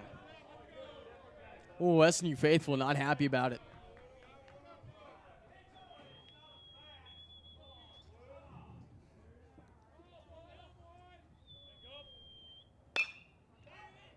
Pingle toward right field. Should be handled. Jeske makes the grab. 2 outs. Now batting number 3, Aiden McCullough. I would like to see stolen base here. Just be aggressive. Yeah, Bodine not necessarily known for his speed, but just to get things moving a Yeah. little bit. To be honest, though, with the track record today, we might not want to see an attempted stolen base. That is a good true. point, That is yeah. true. First pitch to McCullough. Aiden skies it toward left center field. Tracking is Akers, who makes the grab on the run, bouncing off the wall. McCullough nearly put a big dent in the lead. Instead, Akers puts a dent in the wall and gets the 3rd out. A little bit of wind like we have had before. Again, I think that's maybe the second one today where if we had wind like we have had on other days, they would have went 5 or 6 feet over the wall. So, which you don't want to rely on the wind ever. Yeah, but you'd like to be a little more consistent yeah. with base hits, but no, you're absolutely right. Not that there's no wind today. It's just not No, nearly yeah. as violent. I mean, I think it was it yesterday the gusts were up to like 42? Yeah. Something like that. Couldn't have waited a day, you know? I mean, if the flag is, in the batter's favor. Oh. So, Yeah, I'm win. sure that's one of those days. If we'd played yesterday, it's one of those where the pitchers are throwing about 5 mile an hour slower and balls are flying out of the field. yeah. We've seen a couple of those here at Phelan Field. But Caleb Tucker back to the bump. Will face the top of the lineup. Akers, Noble, and Strombley.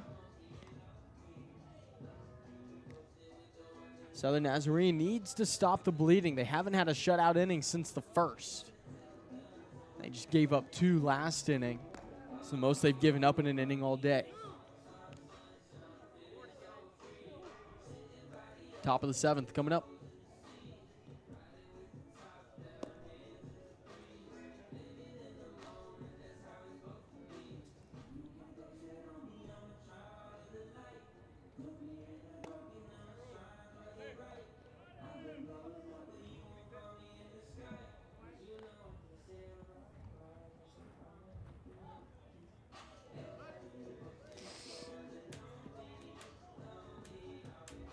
So Tyler Akers, who had that sack bunt in the 5th and a single in the 3rd, will come to the plate.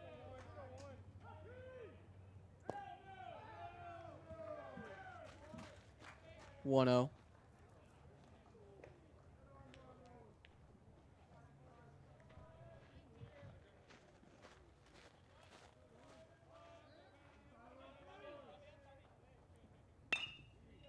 punched it towards shortstop, and again, just out of the reach of Dom Garcia, who made a diving attempt. So a single for Akers.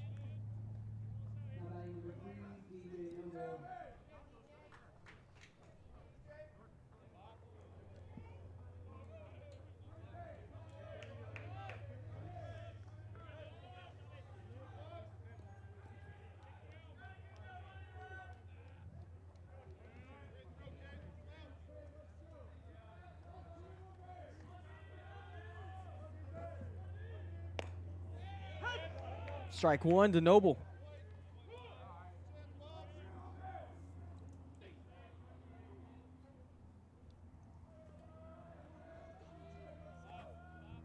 Tucker checks first. Akers back in plenty of time. We've seen Akers show off the speed today. He went, I believe it was first to like third at one point.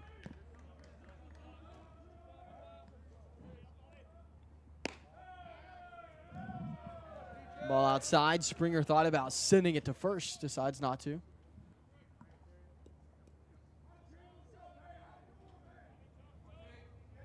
Now the 1-1.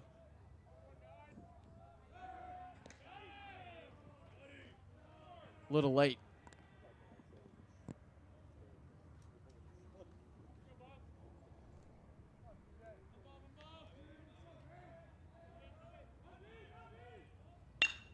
Hard hit ball towards third base. Shoots off the glove of Brinkmeyer. Akers going to take third. And we'll have runners on the corners with no outs. That one just looked too hard for Brinkmeyer to do a whole lot. Hard hit right at him. Yeah, not much reaction time. So Akers does go first to third. Noble stands on first with a single. Max Tremblay now. He doubled in the fifth.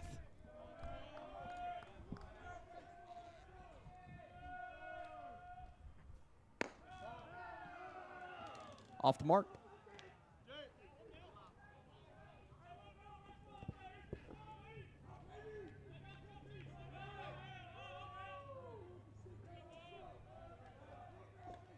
The 1-0. Runner takes off. Springer the throw. Now the toss back to Kane. Absolutely beautiful. It was cut off by Ross.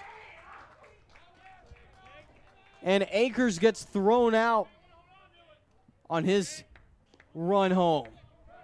Noble does stand on second.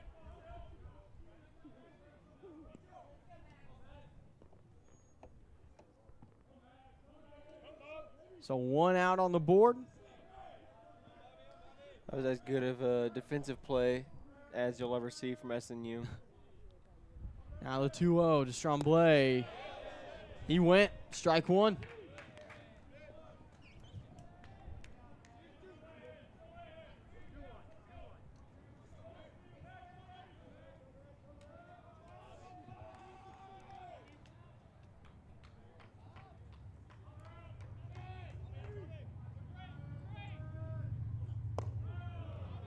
He checks and stays off it. 3-1 now.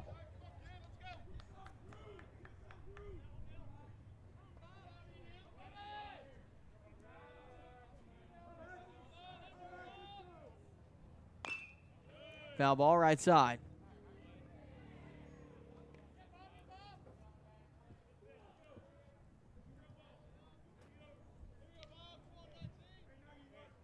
Full count, payoff pitch on the way from Tucker. Caleb deals. They'll call it ball 4. So with one out, runners on first and second. Number 4, Blake Strickland.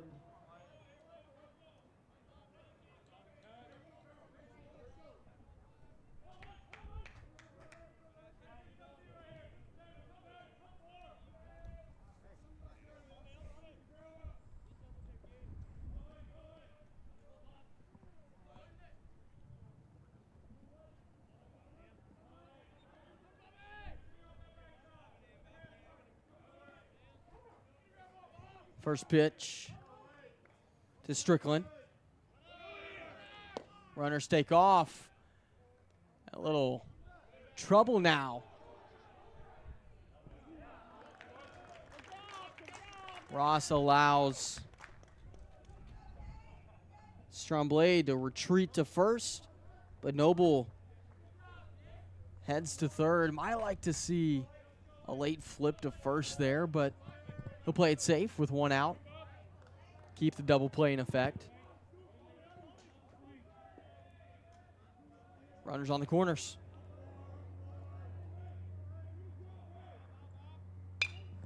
High fly ball in the infield. Garcia calling for it. Dominic makes the catch. 2 outs. Number 32, Joey Allen.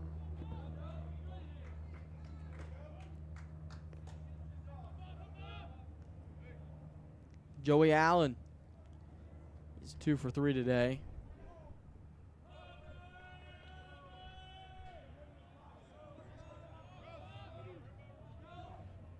First pitch. Swing and a miss, strike one.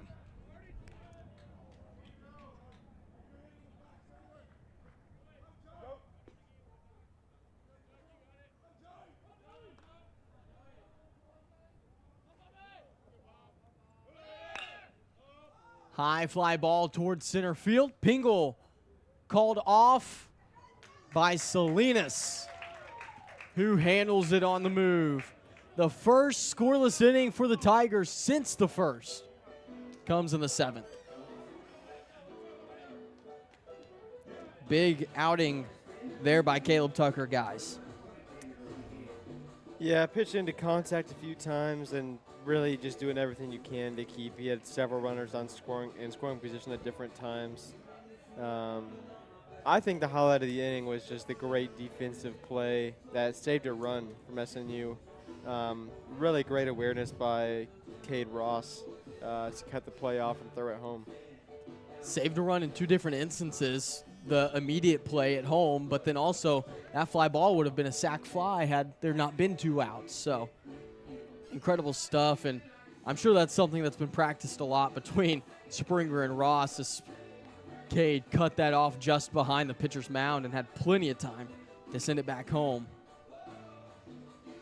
It really gets me excited about the future of SNU baseball. That's not a play we would have seen made in the past. For the Tigers, number 2, Cameron Ebert.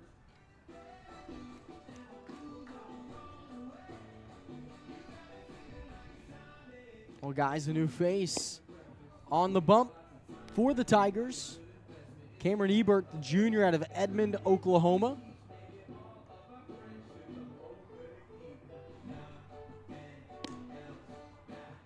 So far this season, he's thrown 11 even innings.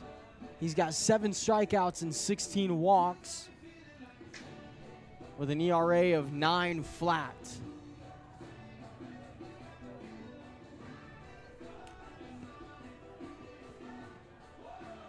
He hasn't allowed a home run or a triple so far this season.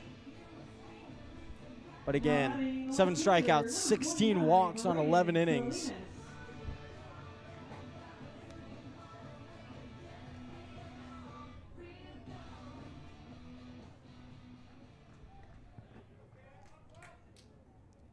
Braden Salinas at the plate for the Crimson Storm. First pitch off the mark.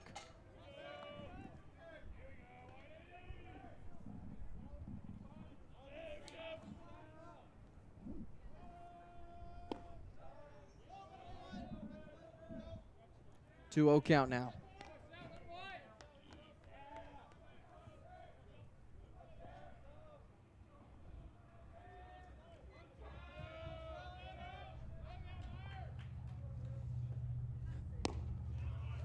Ebert finds the zone. Hey, by the way, men's bowling for SNU going to the national championships, the ITC and ISC. Impressive stuff for them. First time in program history they make it that far.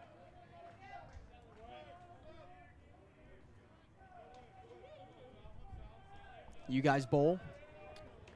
I do know that they have their teams going, and then also individual also made it. So they have 2 opportunities Yeah. to win. Bowling is one of those things where you're like, oh, you see someone do it, and you're like, oh, I could go do that. And then you can't. Right in the gutter ball. Salinas puts a baseball in the gutter ball with that foul to stay alive. He'll see another payoff from Ebert.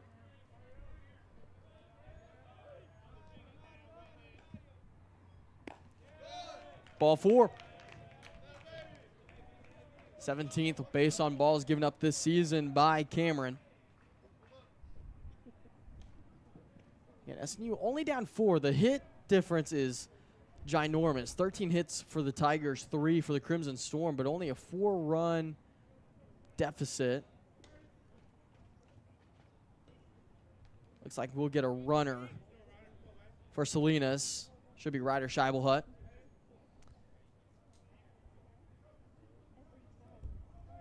No. He's going to take some swings.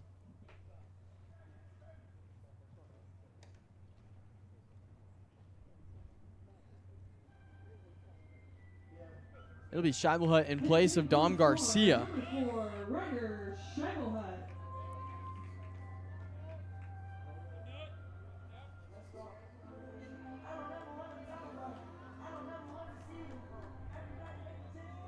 Here you see Scheibelhut's numbers, 238 average. Whew. That was a great stop by the catcher. A great reaction. Yeah, I don't know how he made that grab. Shimkus. I think Quick that's one jump of those out. where you just kind of jump and stick your hand out. And pray. Yeah. The 1-0. Inside. 2-0.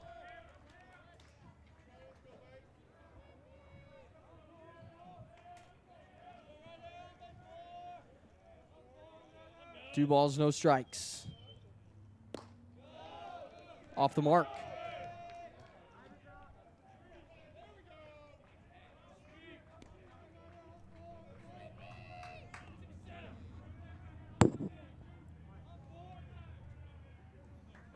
Three balls, no strikes to Scheibelhut. Man on first, no outs. There's ball 4.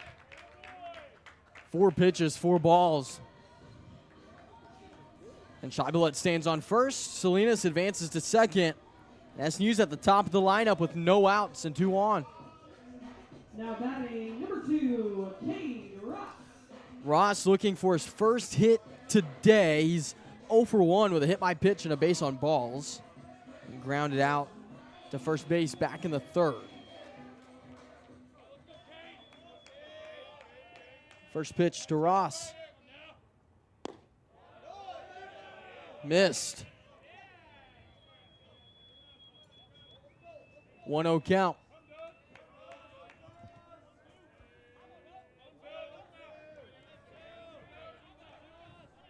Ebert delivers. Missed again.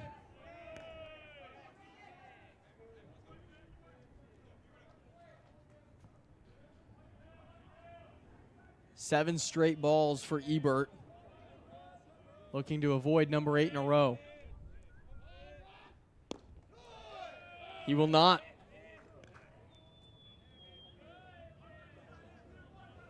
Eight straight misses from the reliever. Now the 3-0 to Cade Ross with Josh Bay on deck. Get me over pitch is there. 3-1.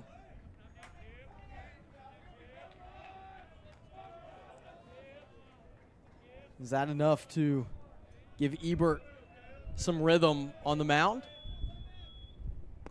It is not. Ball 4. Bases juiced for Josh Bay. And we will meet with the infield.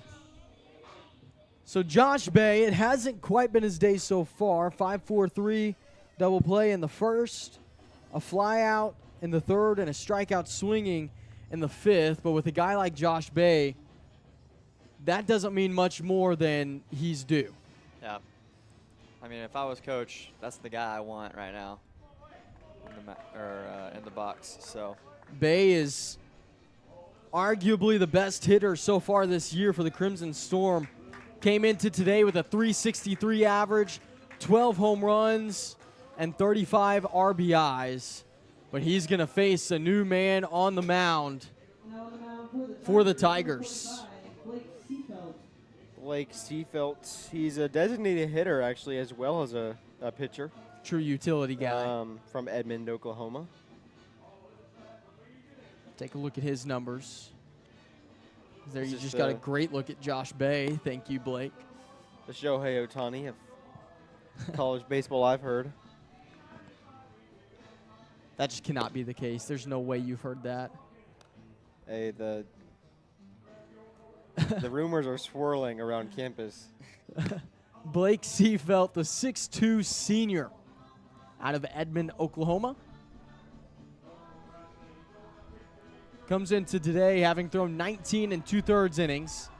He struck out 21 batters in that time and walked 12, so he's probably going to find the zone. But he's given up 5 home runs and a triple, as well as 12 doubles. So on 30 hits allowed, man, 18 of them were extra bases. So he's either going to strike you out or you're going to get a couple bases out of him. Probably, yeah. So expect this ball to be in the zone quite a bit. But with bases loaded, no outs, and Josh Bay at the plate with Kane Springer on deck, it's the perfect opportunity for SNU to strike and strike big. These are the opportunities you cannot miss if you're the Crimson Storm. You may not get another shot like this today.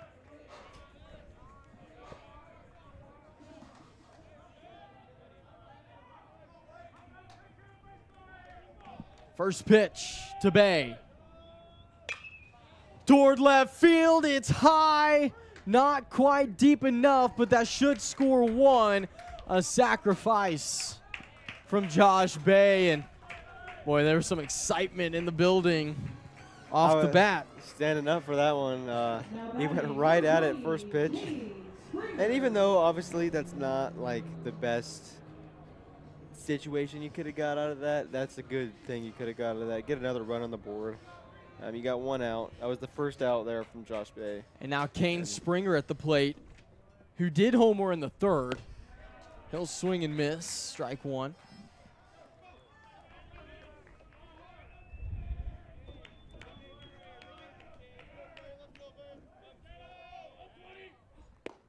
Another swing and miss from Springer. So an 0-2 count for Kane.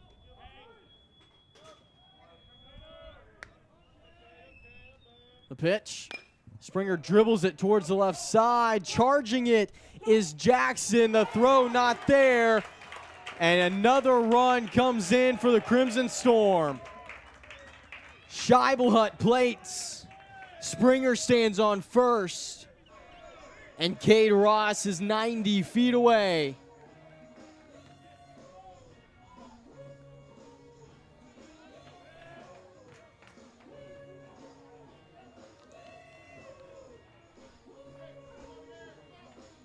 Now a 2-run game. Number 12, Blake Brinkmeyer. Blake Brinkmeyer to the plate. He'll watch strike one.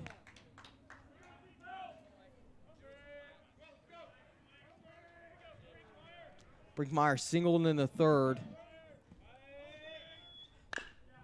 Dribbles towards first. It gets over the infield.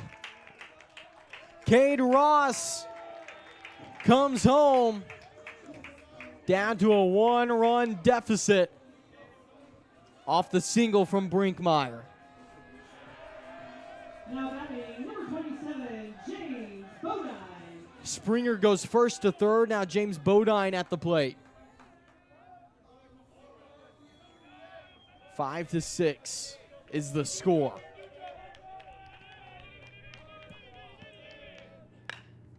Bodine on the ground towards shortstop, should be handled easily, and it is, but SNU cuts the lead down to 1.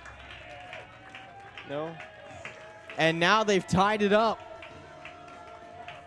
as there was only one out. Man, 6-6 the score.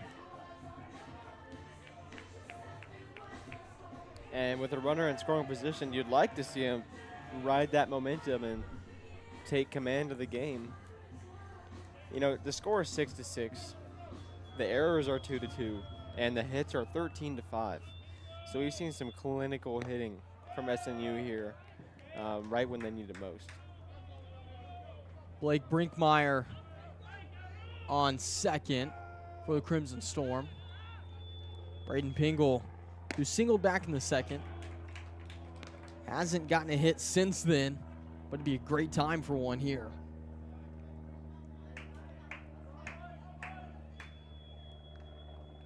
The 1-1 from Seafeld. 1-2 now.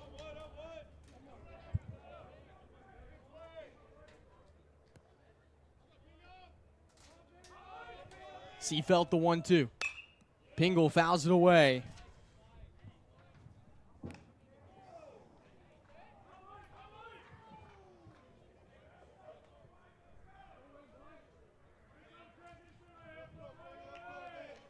One ball, two strikes again. Blake Seafeld delivers, misses high. 2-2.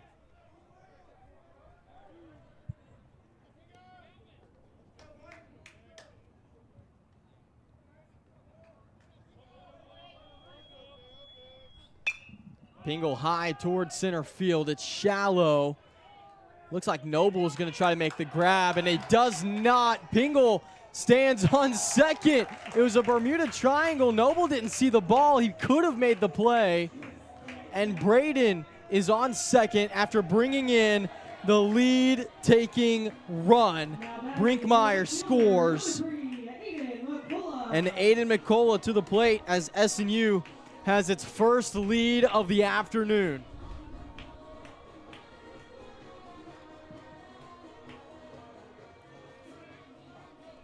SNU has finally cut the deficit down and took the lead. We felt like they were so close for so much of this game to breaking it open, and now finally their offense finds its footing. Ball inside, the throw to third, not there, and I think he dodged it. I thought he had hit him for a second. Like I think that's what Shimkis thought too, is why he didn't throw it. He thought it hit McCullough.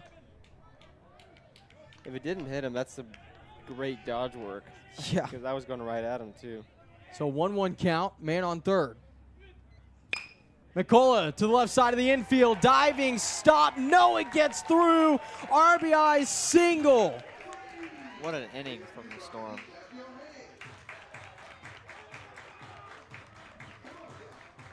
So McCullough, the ninth batter of the inning, brings in another run. SNU not only has taken the lead, they now lead by 2. And Salinas, who started us off with a base on balls this inning, is at the plate with a man on first and 2 outs. He'll start with a 1-0 count. Time call. Warning to the pitcher. We've seen that a lot this season. Reminding the pitchers, you got to see the eyes. The 1-0 in the zone. And the Tigers warming up Easton Riddle in the bullpen. Maybe looking to settle things down. Salinas fouls it away. 1-2 now. I wouldn't be surprised to see Riddle come in next inning. I would expect Seafeld to get through this one with already 2 outs. It's been a 6-run inning for the Storm. It's the most of either side in one inning today. Ball low. Looks like it hit the umpire in the foot or the leg.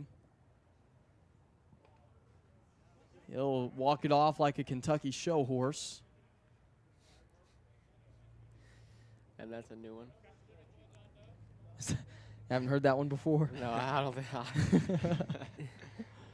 I feel like I would have remembered if I did. 2-2. Blake Seafelt. Two's hot, man on second. Pitching to Salinas. He stays alive.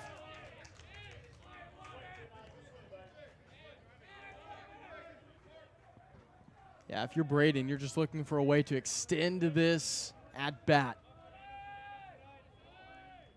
The 2-2. Salinas fouls it up. Well, it might be in play, and it is. The catch made by Shimkus to finally end the disaster inning for the Tigers. 6 runs scored by the Crimson Storm. Now a 2-run lead for SNU.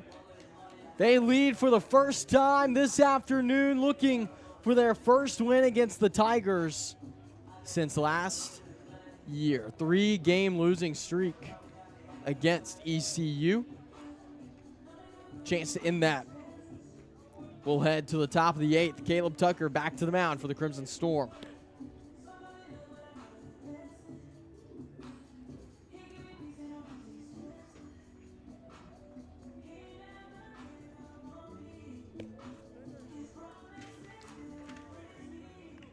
Well, for the Tigers,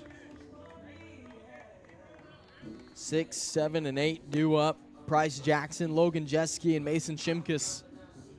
We'll see if they make any changes. Their offense has been pretty consistent today. Aiden's excited. I believe they call that aura farming. Is that what that was?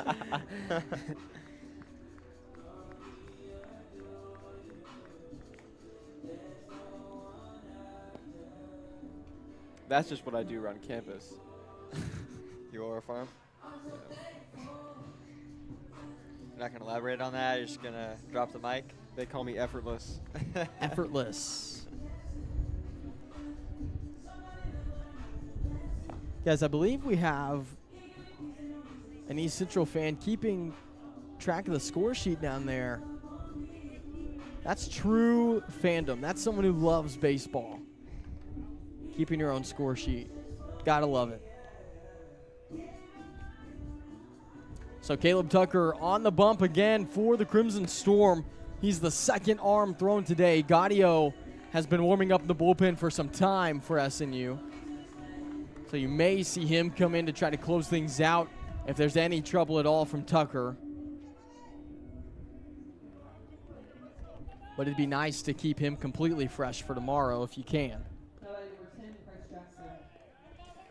And that's another luxury of scoring some runs. You may not be able to keep him in the bullpen a little bit longer. You can afford to have a little bit of insurance. First pitch off the mark to Jackson. Some timely hits by SNU too. They got half as many hits as ECU, but lead them on the scoreboard.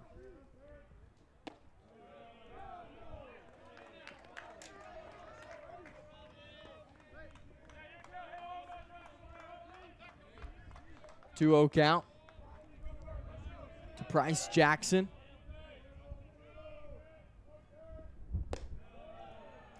Tucker misses again. This is Jackson's first look at Caleb Tucker.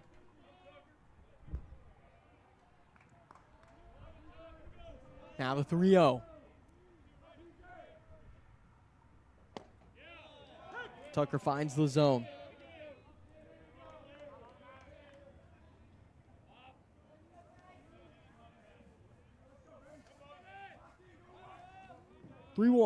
Caleb delivers. Hit towards center field. Drifts to the right and will drop in front of Pingle. A single gets us started off in the 8th from Bryce Jackson.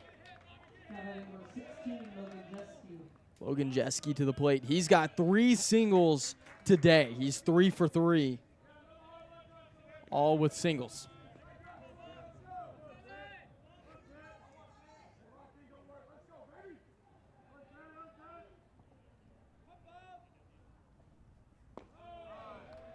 First pitch from Tucker off the mark. Yeah, it looks like skipper Chris Montemaw going to take a trip out. This could be it for Caleb Tucker. Yep. Skip points to the bullpen. Gaudio will make his trot in. And that's going to be it for Tucker. Caleb delivered a scoreless inning for the Tigers, something SNU hadn't been able to do since back in the first. So he deserves some credit there.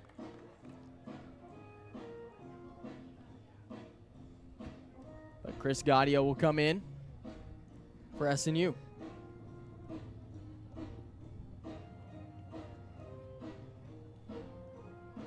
We'll take a look at his numbers momentarily.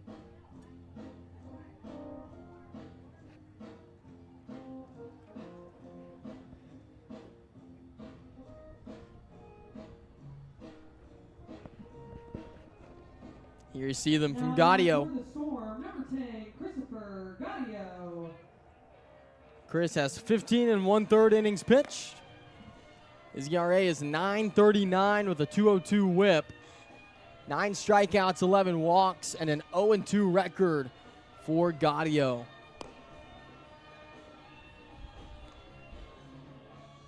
His last appearance came this past weekend at Northwestern Oklahoma State. He threw 3 even innings, gave up 5 hits, 4 earned runs, walked 1, and struck out none in his time there. So 4 runs in 3 innings caused his ERA to rise just a bit.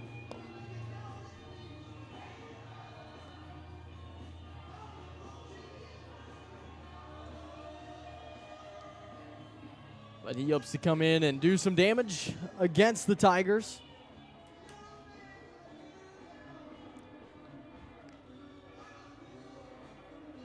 You need 2 innings out of him, guys. How are we feeling? A lot better after that half inning. It's been a while since I've came to a game and SNU has been on the other side of the scoreboard. So it feels good. Well, Weight off your shoulders for sure. It was a 5-hit half inning for the Crimson Storm, which they were desperate for. Yeah. Absolutely desperate for.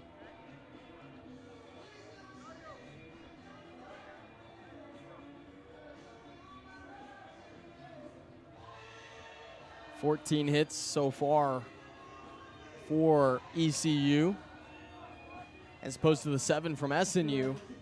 Both sides with a couple of errors. Now Gaudio starts with a 1-0 count to Logan Jeske, man on first, no outs. First pitch on the ground to shortstop, gobbled up, 6-4. Oh, Bodine does the splits, makes the grab just late. Jeske beats out the throw, but Jackson out at second.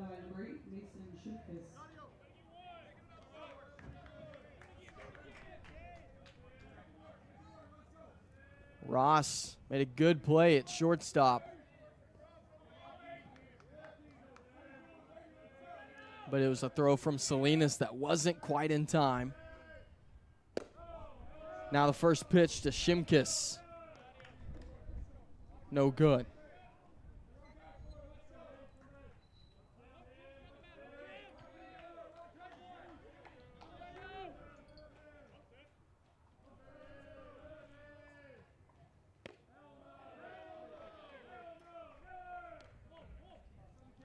Duo.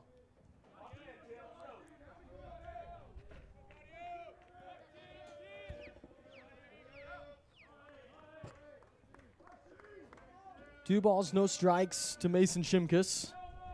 Now 3-0. A little bit of trouble from Gaudio.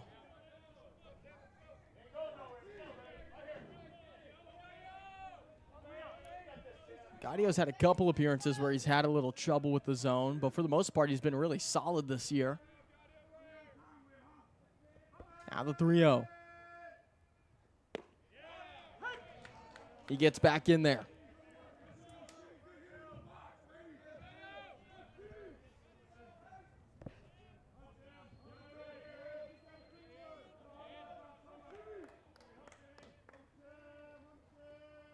3-1. Gaudio misses. Bad for ball 4. I think the runner might have forgotten that was a walk. Yeah. He was very cautious running to second base. Yeah, if he had shown a little bit more effort to get second, he might have been able to turn towards third. Maybe. I don't know if I'd threaten Springer's arm today, though, the way he's played. That brings up Cooper McCage. Runners on first and second. 1 out. Gaudio steps off. There's a ball in left field. How did that happen?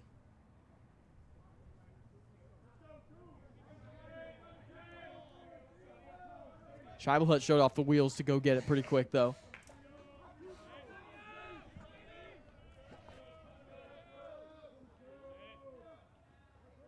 Gaudio delivers.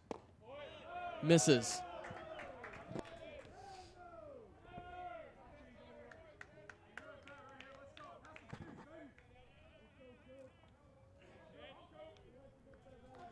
Well, a ground ball potentially ends the half inning. With 1 out, runners on first and second. The 1-0. Misses. Gaudio a little all over the zone right now.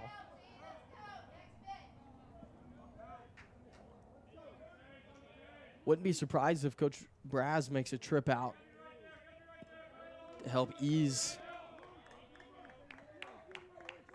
the nerves of Gaudio or whatever's going on. The 2-0. One attempt, pulls back, but it's in the zone. Maybe he's got a little rhythm as he finds the zone that time.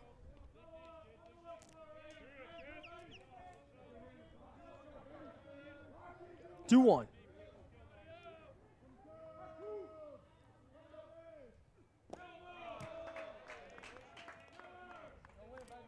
Three balls, 1 strike.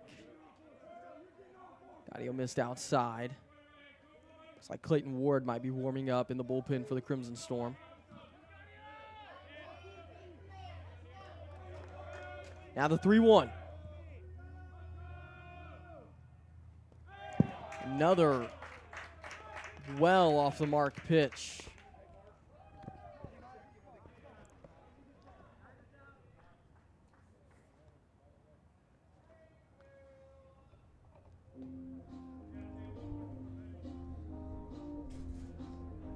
Chris Monomog says he wants to check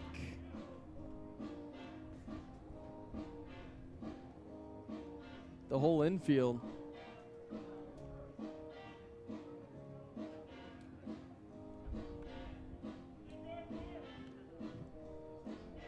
Boy, this is strange.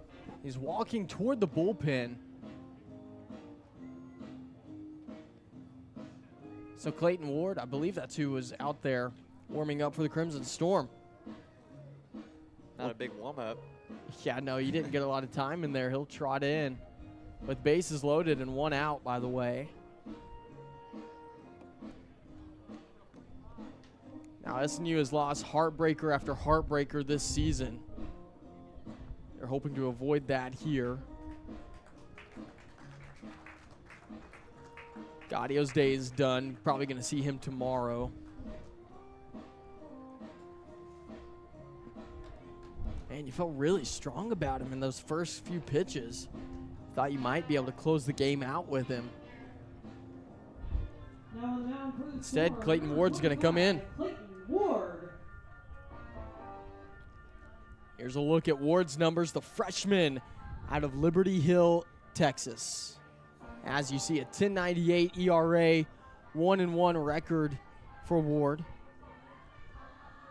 He's got 10 strikeouts to his name. He's walked 12 batters, so a whip of 229 for the freshman. He's done that all in 19 2/3 innings.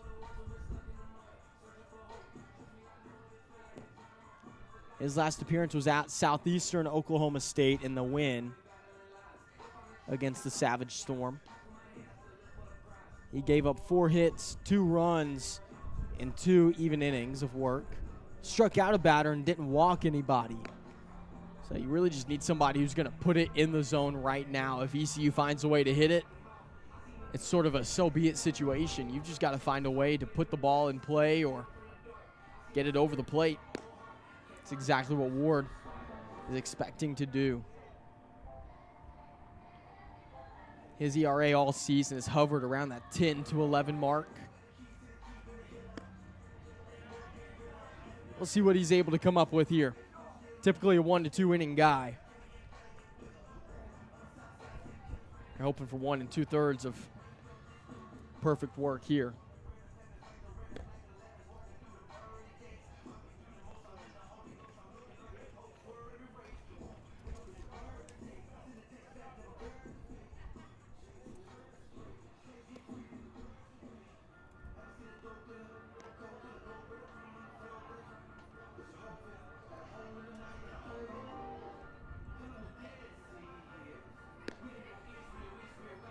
So Tyler Akers will come to the plate for the Tigers.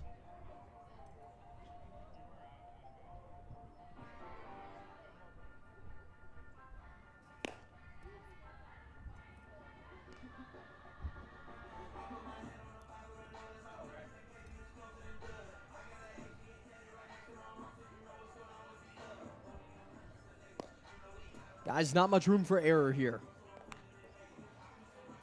No, they almost have to be perfect these next innings. So base is loaded. 1 out. Ball on the ground likely means a throw to the plate. Clayton Ward on the bump. Faces Tyler Akers.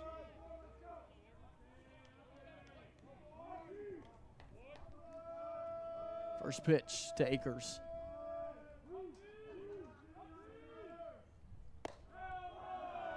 Inside.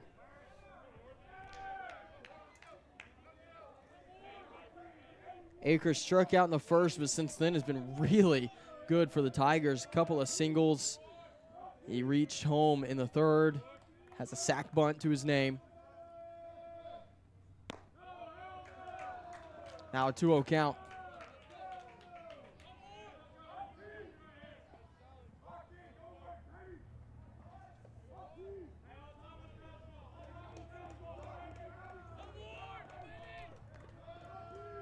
The 2-0. Off the mark. 3-0 count from Ward.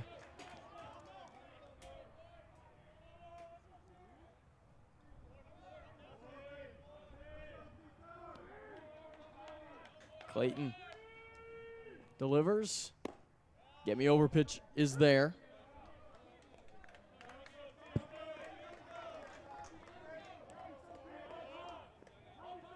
(3-1).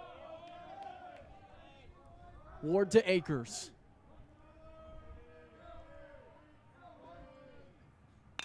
High fly ball in foul territory on the left side will go out of play.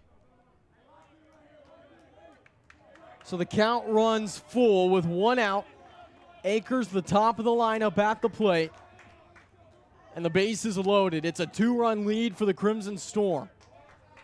They're trying to hold on to it in the top of the 8th. Now the payoff from the freshman. Off the mark, ball 4. ECU cuts the lead in half.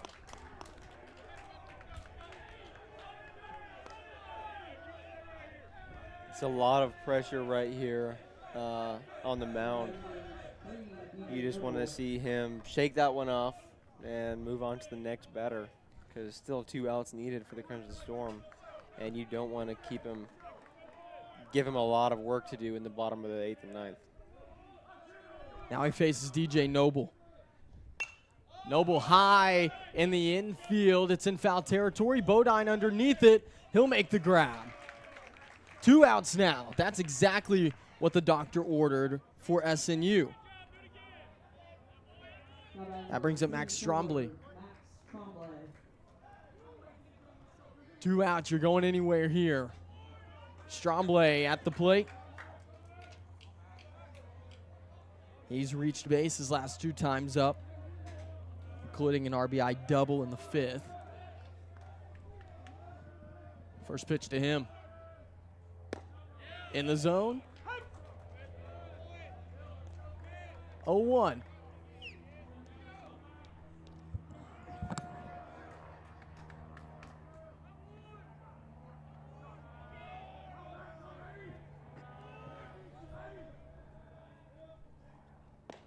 Now 1-1. A good stop behind the plate. When you got the bases loaded, there's no margin for error. So that was a very much a necessary stop.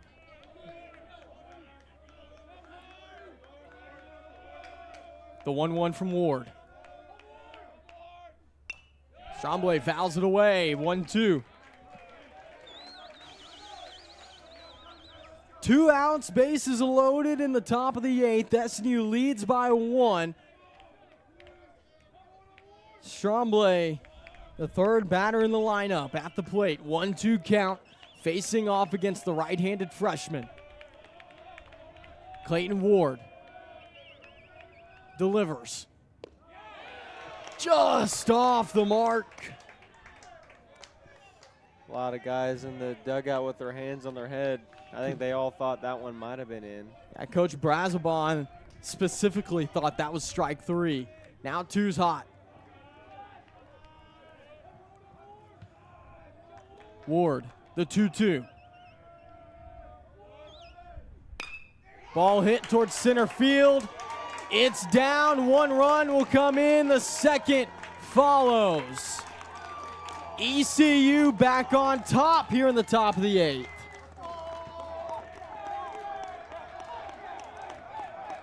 So what could have been called strike 3 turns into a 2 RBI single. And a 9-8 ball game in front of us with Lake Strickland to the plate.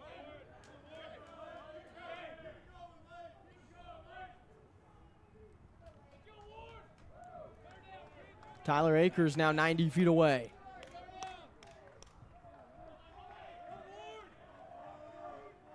First pitch. Strike 1 call.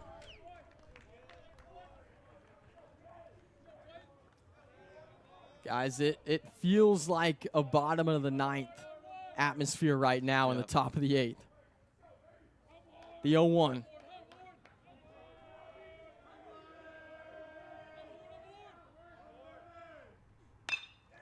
Ball towards second base, just gets through the infield.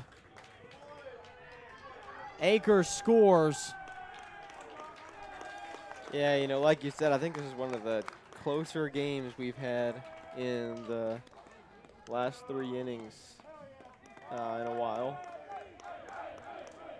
As we see the infield converge on the mound. So the RBI single from Strickland and makes it a 2-run lead for the Tigers, and Clayton Ward, who was oh so close to preserving the lead for the Crimson Storm, will have to make his way back to the dugout.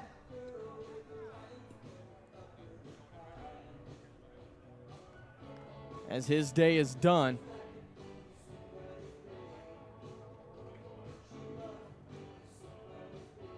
And it looks like Caleb Eckel will make his way to the bump. 2-run deficit for the Crimson Storm. If they want a chance, they've got to stop the bleeding. They're hoping that's what Caleb Eckel can do here.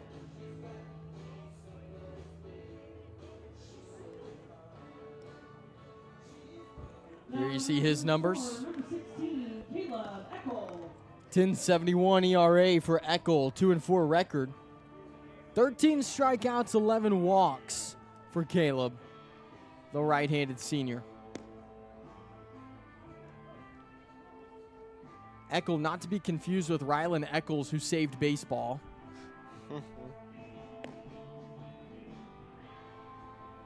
He's done this work in 19 1/3 innings.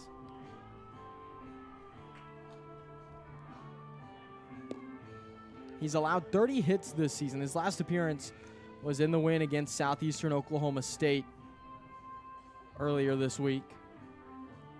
He threw 2 innings, had 3 hits against him, 1 earned run. Walked a couple batters and didn't strike anybody out. Pretty average day with a 4.5 ERA for the game.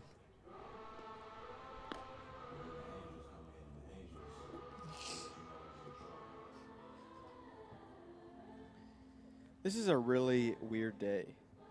Like A weird we day? have, it's Easter break, so we have a long It's true. weekend. It's true.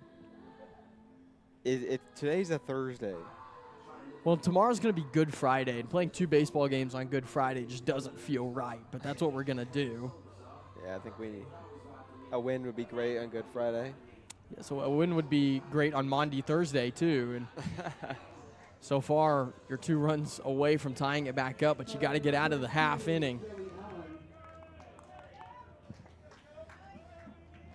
Hey, Jesus rose from the grave, and the Storm can too. So I don't know if they're quite in a grave. It's a two-run game here. You're so morbid, Hayden. Joey Allen at the plate. 2 outs, runners on the corners. Now 2-0 count to start for Allen. Eckel didn't get a lot of time in the bullpen.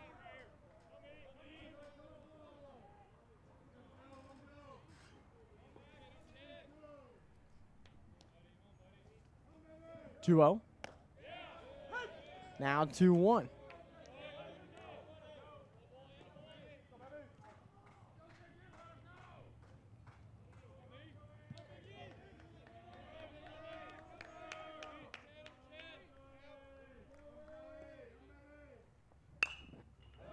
Foul ball to the left side. 2 balls, 2 strikes, couple of outs.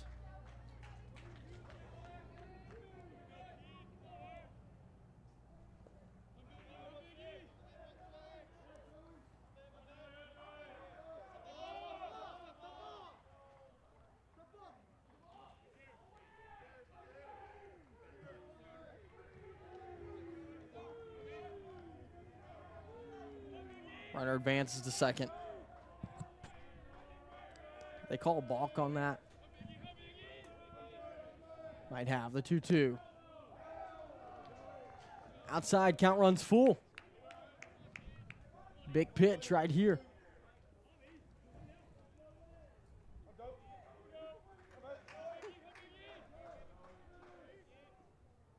The payoff.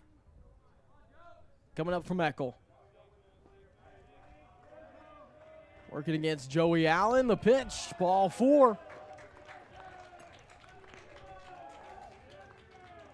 So base is loaded for Caleb Eckel. Did not want to see that.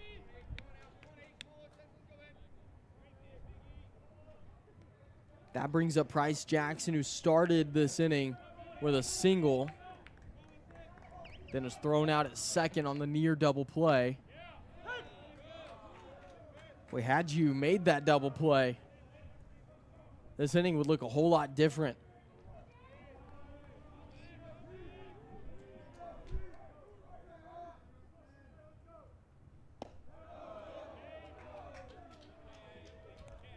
One now.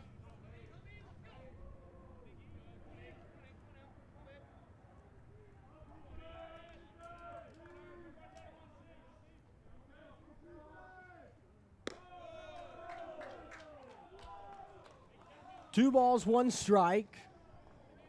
Couple of outs on the board. Bases juiced for the third baseman, Jackson. The 2-1. Inside. 3-1.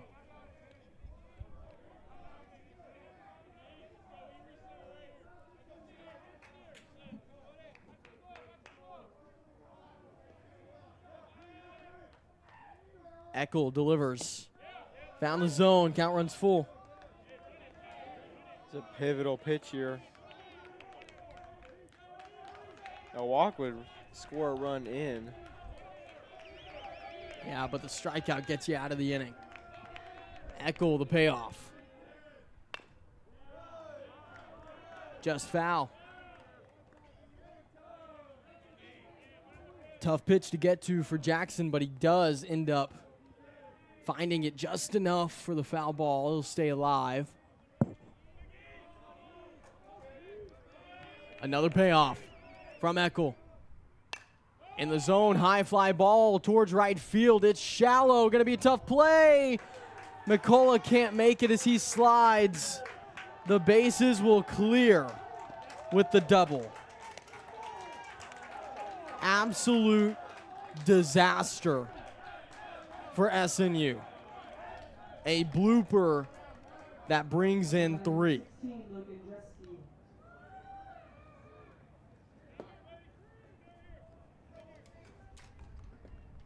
And it seems like both teams just found their offensive stride after the 7th inning.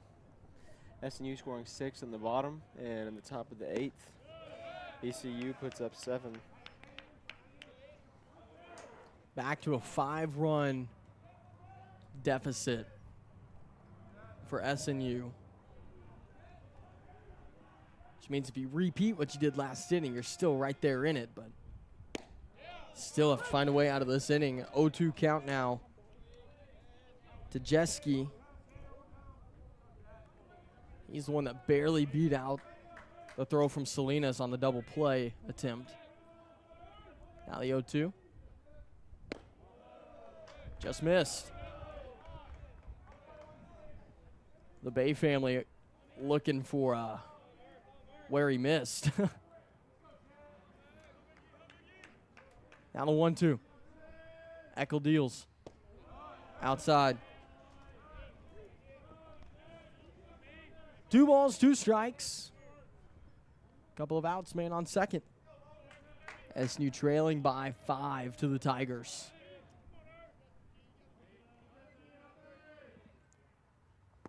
Swing and a miss. Eckel got him. So finally, Southern Nazarene able to get out of the inning defensively. They gave up 7 in the top of the 8th. So they're back to the offensive side. Scheibelhut should start us off, then Cade Ross and Josh Bay.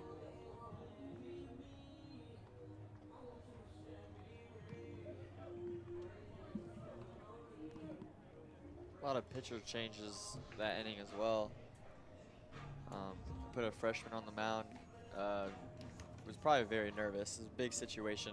Well, he's been in a lot of situations similar to that this season. He's performed well and really, again, so close in that inning to stopping the bleeding when it mattered most. But 1 or 2 calls doesn't go his way, and then they just find his pitch. And one thing led to another there. Once we hit about the 7th inning, the game just, like, it's a whole new game. Yeah. Like, we've had more runs in the last 2 half innings than we have had in the rest of the game. So really just both teams turning on the Jets offensively, and the pitchers are struggling to catch up. As you mentioned, SNU bringing in a lot of pitchers in that last inning, but so did ECU the inning before that. So both teams exhausting their bullpens.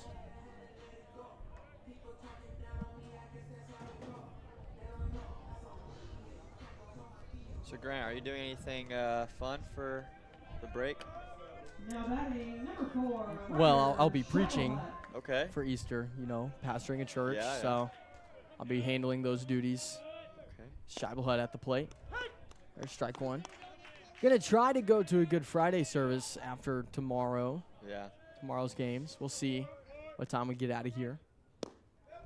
0-2. And my parents are coming to town too.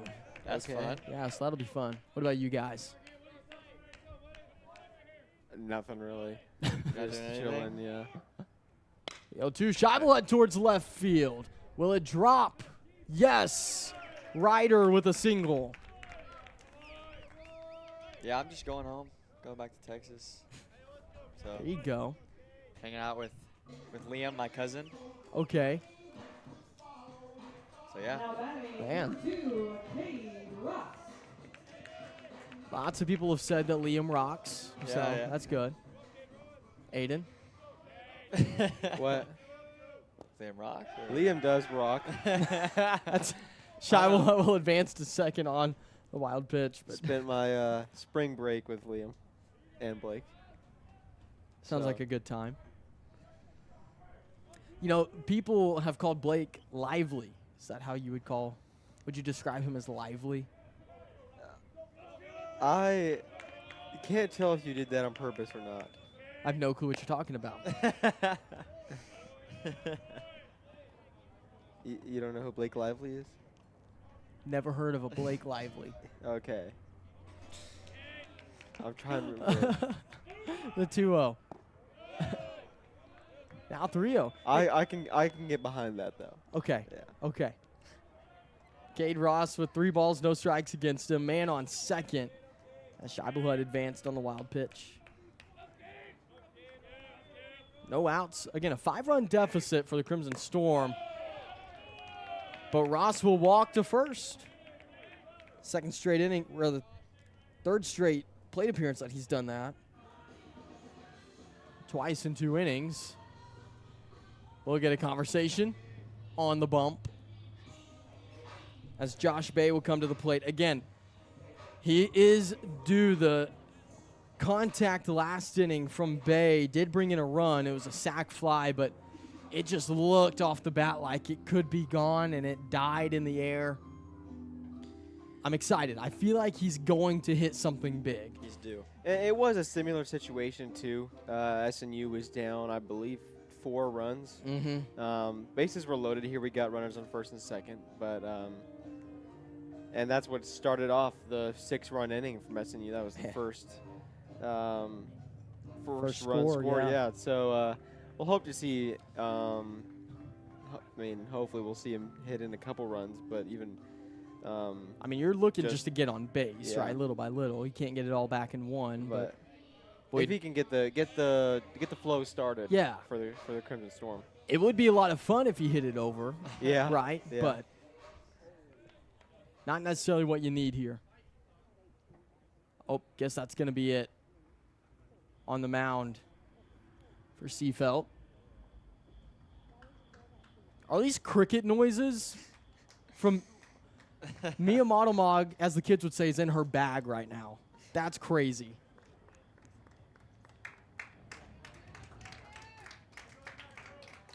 That's awesome. That's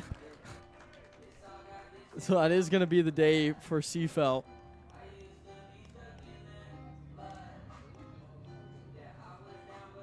New face on the mound for the Tigers. That is number 25, Andrew Black, the senior out of Keller, Texas.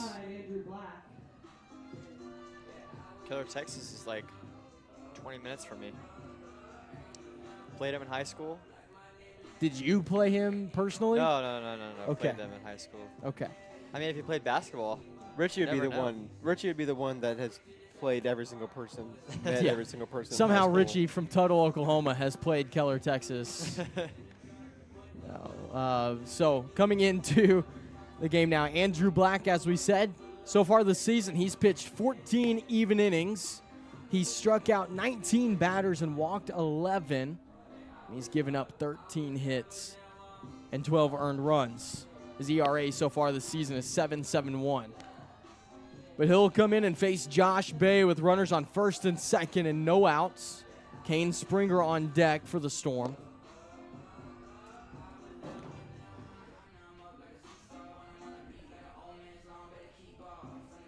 Well, guys, tomorrow we get to be back here at noon for the start of the doubleheader, 12 o'clock and 3 o'clock games. If you win this one, if you pull this one out, I know you're down 5, but the way the last inning and a half is gone, you feel like any amount of runs is possible. But if you pull this one out, you've got a chance to win a series by splitting tomorrow and be the first series won by Crimson Storm in conference play this season. They sit at 1-20 this year overall in the GAC. Again, they've lost countless just heartbreakers. But Chance here to get back into this game with Josh Bay at the plate. Righty on righty action. A little bit of a unique throwing form here on the mound. First pitch to Bay. It almost looks like he's not even trying to throw it. Yeah. Like, it looks like he's just snapping his wrist. It's a true sidearm without a lean, so Yeah. it's interesting. 1-0. Now 1-1.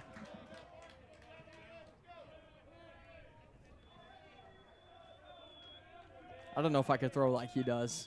I'm trying to, I don't know. 1-1.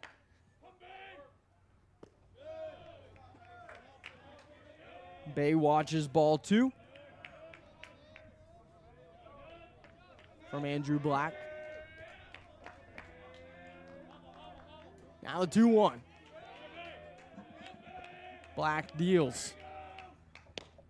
Off the mark again.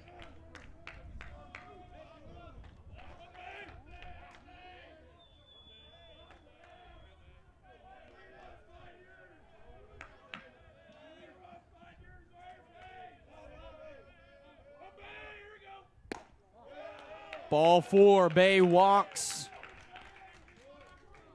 That brings up Kane Springer with bases loaded. Kane Springer, I don't know if we've mentioned it, which I know we have, but he has a home run already today.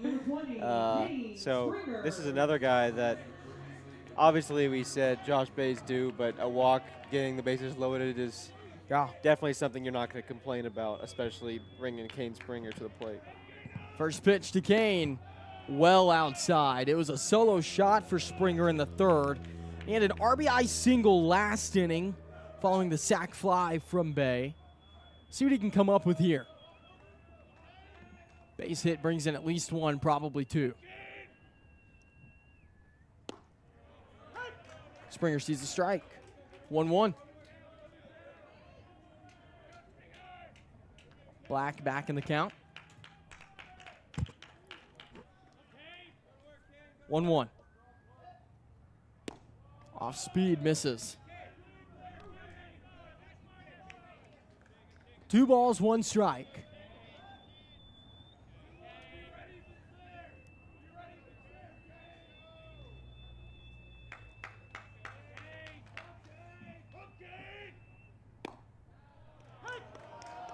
Oh, 2-2, and oh, the crowd did not like that. That was 2-2. Bases loaded. Ball high.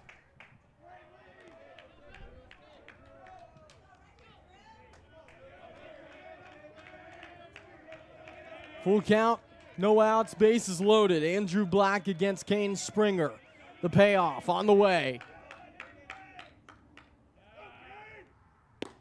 Missed. He'll walk in a run. 3 straight bases on balls from the Tigers. Following the single from Ryder Scheibelhut. And that brings up Blake Brinkmeyer. 4-run ball game. Brinkmeyer represents the tying run at the plate. First pitch to Brink. Blake sees a ball.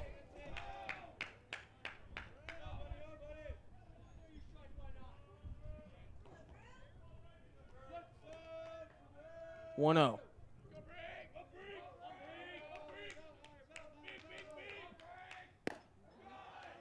Strike 1 on the inner edge. The 1-1 to Brinkmeyer. Brink coming off a single, is an RBI single last inning. He also singled in the third. Now the 1-1. Off the mark. 2-1 count, still no outs. Win picking up towards center field. Brinkmeyer with 4 home runs coming into today. Now the 2-1. On the ground towards second base, chance for 2. And they will get 2, 4-6-3, but that does bring in another run as Cade Ross plates.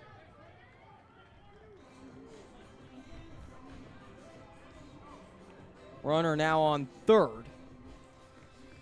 Yeah, it's a little bit unfortunate, but you keep a runner 90 feet away, and you bring in another run. So every run right now counts, and however unfortunate it may be, you'll take every run you can get. James Bodine at the plate. He's made a lot of hard contact. Hasn't quite gotten anything to land other than the error that put him on in the 6th. The 1-0 now to Bodine.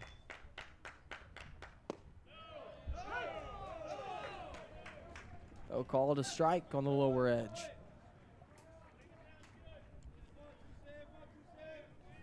The 1-1.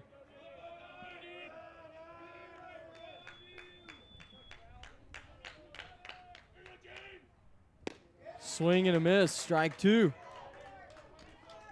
Bodine caught reaching.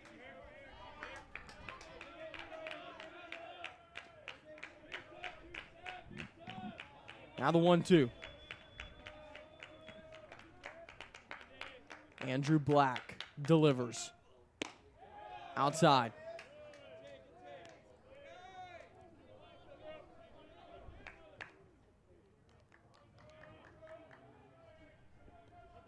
Two balls, two strikes, couple of outs, runner on third.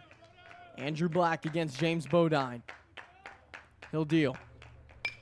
Bodine pokes it high to the right side of the infield. Underneath it is Noble. And that's the third out. We are headed to the final inning. A 3-run ball game. The Tigers hold the lead over the Crimson Storm.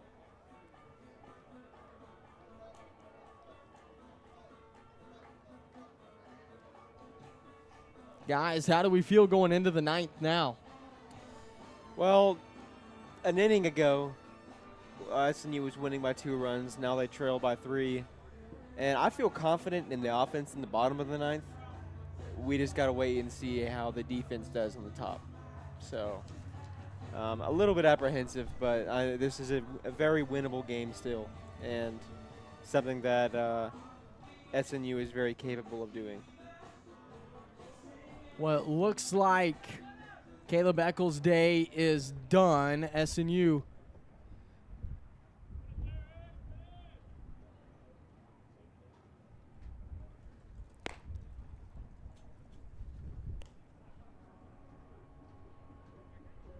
Now on the mound for the Storm, number 37, Rylan Eccles. Okay, I thought it looked like Rylan Eccles. He's not typically wearing number 37, but he'll come in and go to work against the Tigers. He's typically number 45, freshman out of Bethany High School.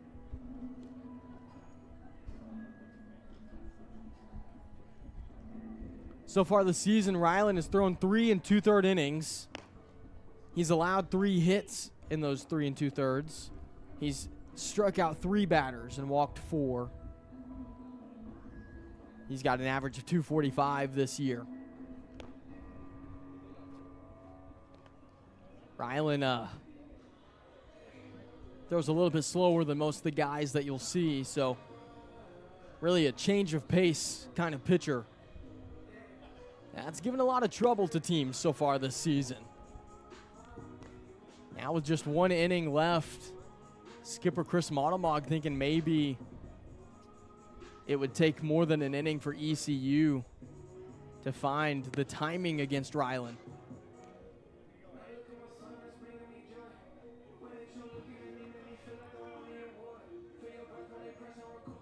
We'll see what happens. Eccles faces 8-9-1, Mason Shimkus, Cooper McCage, and Tyler Akers.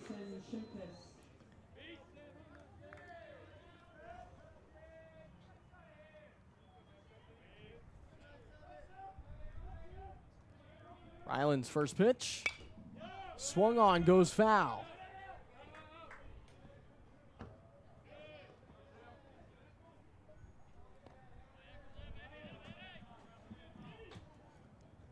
Ryland did give up a home run in the last appearance he had in the win against Southeastern Oklahoma earlier this week.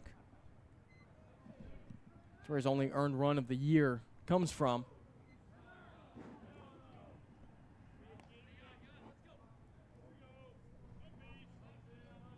One now.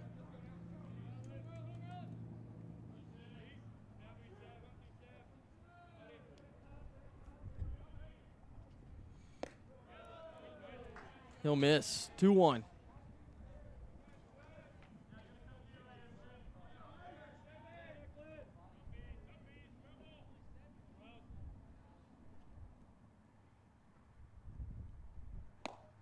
Swing and a miss. Strike 2.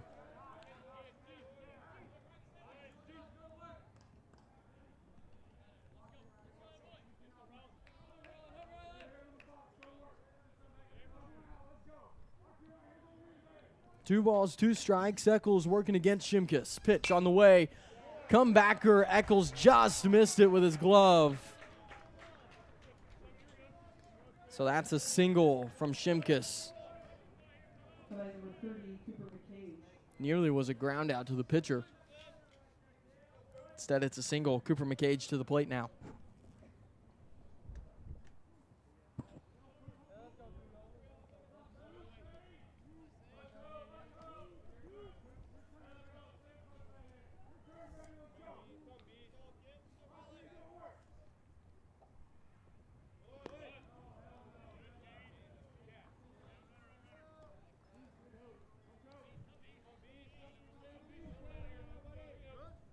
One 0 count.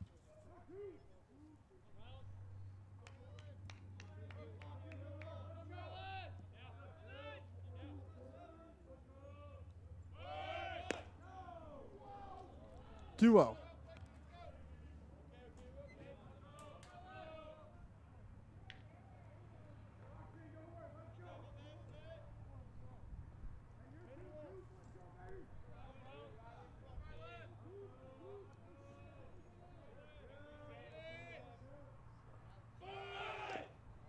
Bunt attempt goes foul.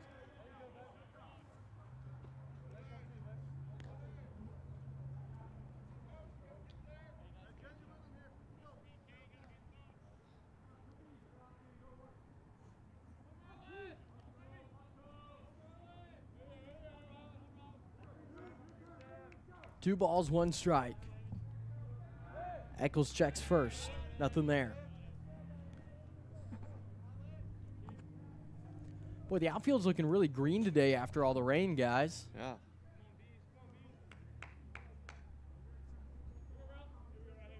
Two 1.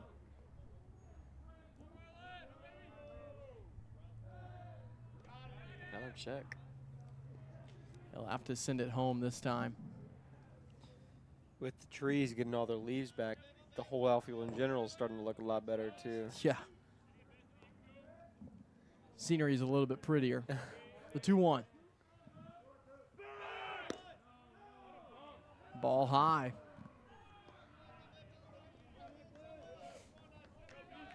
Trying to get a bunt and run here. Just can't get a strike.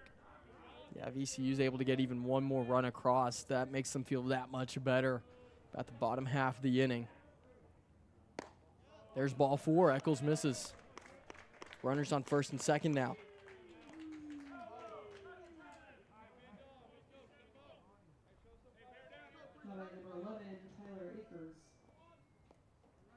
Top of the lineup at the plate. Tyler Akers.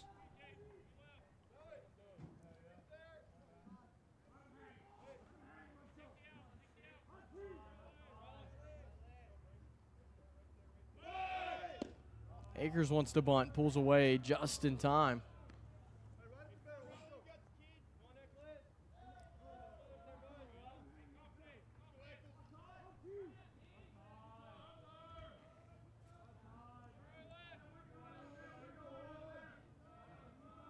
The 1-0.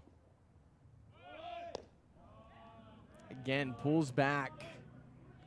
Now it's 2-0. Eccles searching for the strike zone.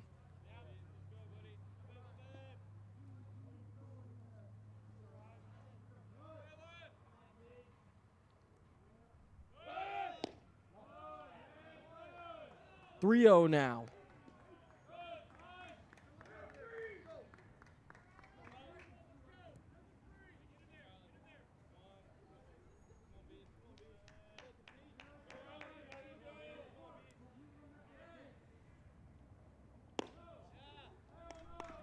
A 4-pitch walk for Eccles to load the bases. No outs. Bases loaded. DJ Noble at the plate.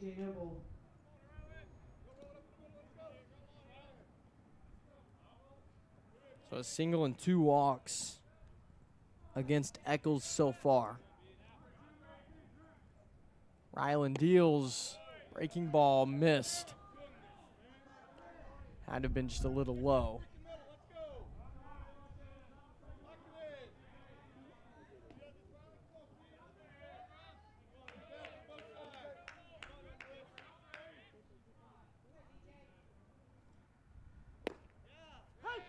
There's a strike. Eccles finds it.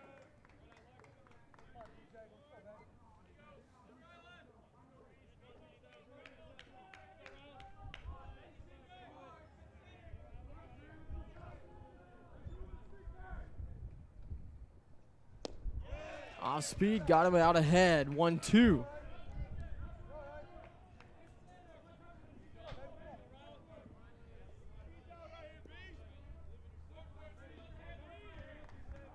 Eccles the 1-2 against Noble. Pitch on the way. Just missed. 2 balls, 2 strikes.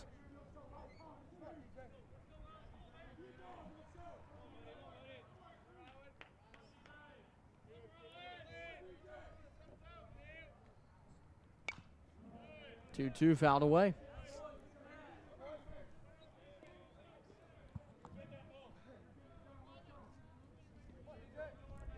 Count is full, rather.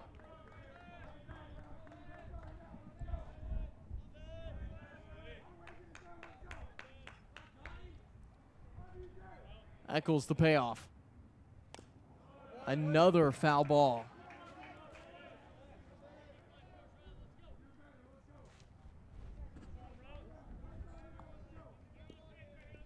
We'll do it again. Ryland the payoff coming up.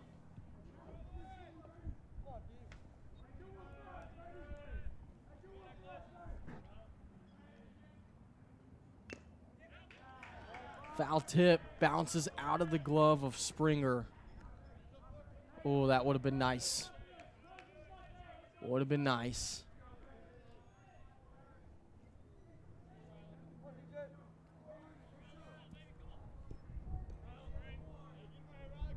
You know, if you can get in out here and then get the ball on the ground, yeah, that'd be great. The payoff. Oh, all 4. SNU walks in a run. But Ryland, he's not missing by a whole lot here. That's going to be it for him. Shimkus was walked in.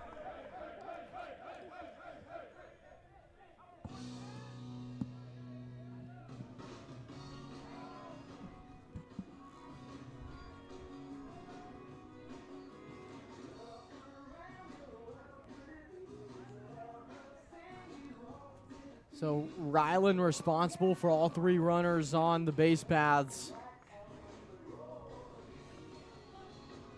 And we'll see who replaces him. Looks like it's Leighton Reether.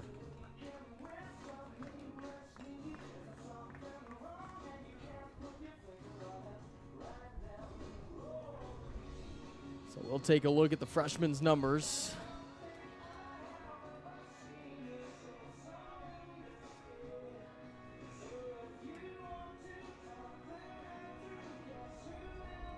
Reether, 7.5 ERA so far this season. This is on 6 even innings of work. 8 strikeouts, 13 walks, and a .317 whip. Well, you just need 3 outs to give your offense a chance, but you cannot give up more runs. Absolutely cannot. It is crucial that you stop it right now.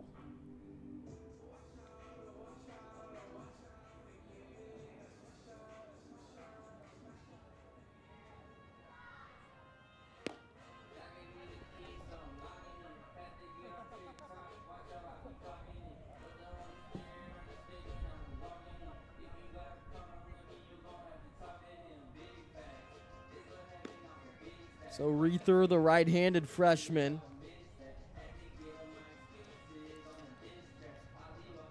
will face Max Stromblay.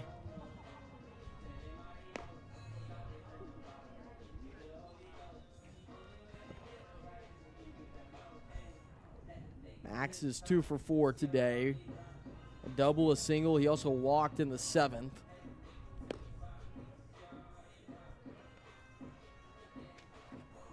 Now with bases loaded, he's got a chance to add to the lead for the Tigers.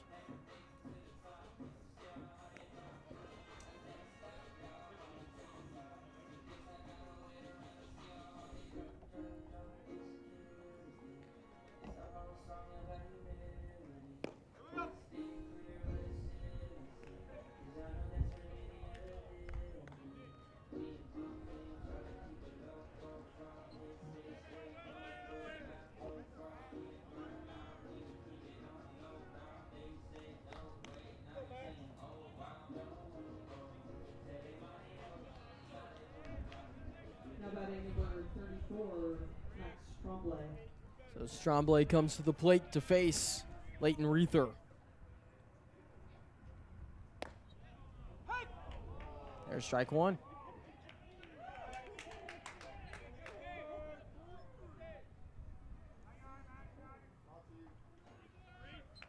The 0-1.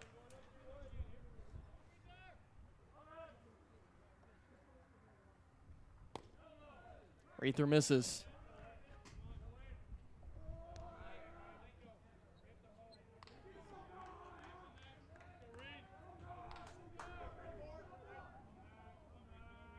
One. Breaking ball ripped towards right field. I'll bring in at least 1. And it will be just 1. Not what you want, but a good throw from Aiden McCullough in right field to keep the runner on third. But unfortunately, it'll stay bases loaded with no outs. So 4th run batted in by Stromblay today. Yeah, like you said, bases loaded, no outs. Still in just a tough situation. And you've got Lake Strickland, who homered in the 2nd. He'll watch strike 1.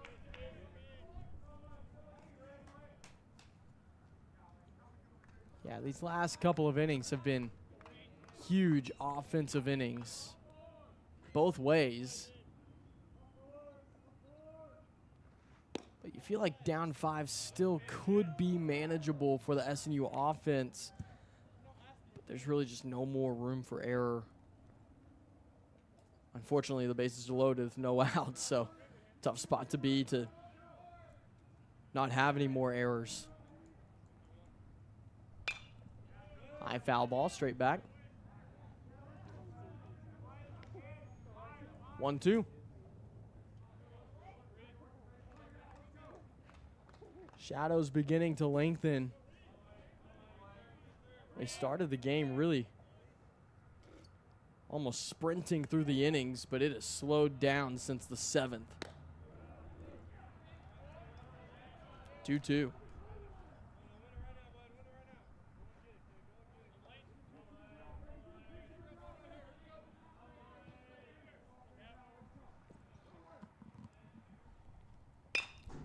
On the way, hit towards left field. Scheibelhut charges, makes the catch, and they will hold the runners where they are. And if you're SNU, that was exactly what you needed. Some good defensive play by Scheibelhut, but now if you can get the ball on the ground, the double play is in effect with the bases loaded.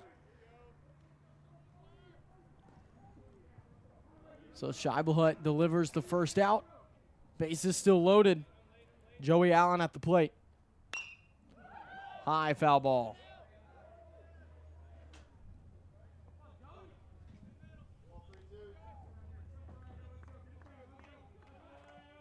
Allen's been solid today. A double, a single, and a walk.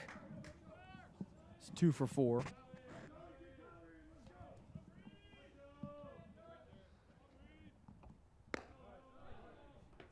Now 1-1.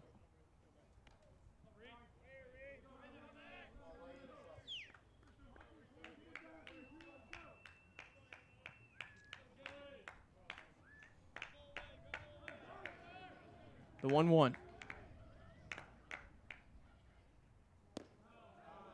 Breaking ball, no good.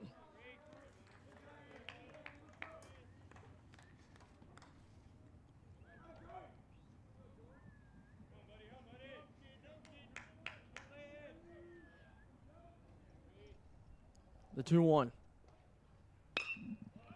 Skied toward left field. It's pretty shallow. Scheibelhut runs up on it. It's going to deliver a ball home, but it's not in time. Wow. That was a smooth slide. Yes, it was. Joey Allen with a sac fly to extend the lead out to 6.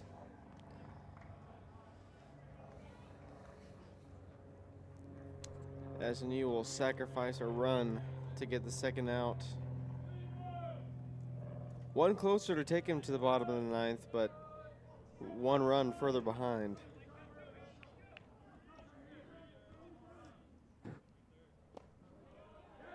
Ball gets away from Springer, goes into the SNU dugout.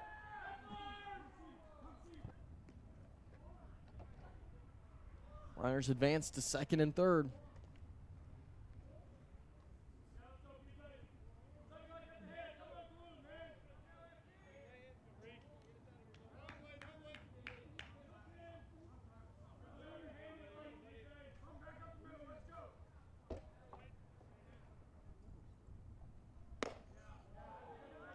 Now 2-0 count. Got to find a way to get Price Jackson here.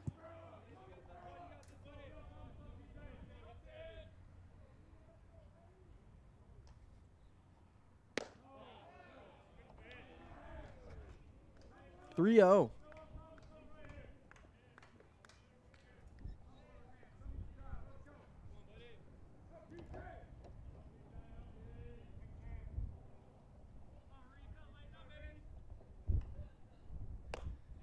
There's a strike.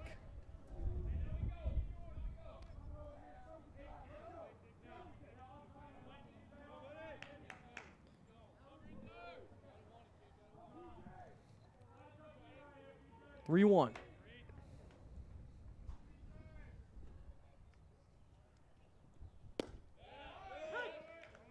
Ether finds the zone again. Payoff pitch coming up.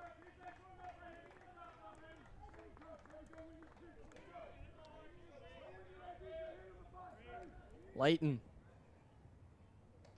The payoff. He got him. The 9th strikeout of the season for the freshman Layton Reether. Finally gets SNU out of a nightmare inning. Bases were loaded for what felt like the majority of the inning, but they finally escaped the situation. You give up 3 runs. You trail by 6, and it's the bottom of the 9th. Southern Nazarene down to their final 3 outs. They need 6 to extend the game. 7 wins it. They put up 6 back in the 7th inning. You need a repeat of that monstrous offensive inning. They'll start with Pingle, McCullough, and Salinas, barring any changes. That's 6, 7, and 8 in the lineup. They will continue to face Andrew Black.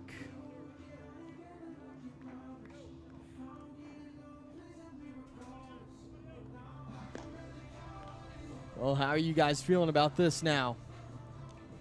Well, it could have been better. Could have had a little more solid defensive performance in the top of the 9th, but Again, we've seen them score 6 runs in an inning today, and no reason to doubt they can't do it now. Yeah, it's definitely doable. So let's hope to get the bats hot for SNU.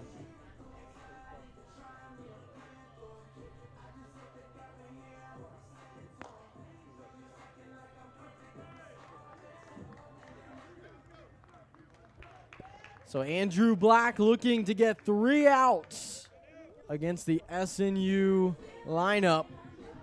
Braden Pingle will start things off for the Crimson Storm. Pingle coming off of a double in the 7th. He ended up getting around to the plate. First pitch to Pingle from Black. No good.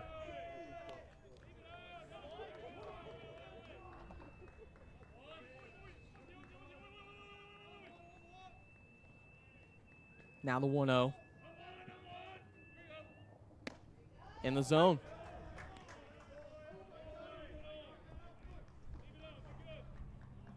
One ball, one strike. Braden Pingle against Andrew Black.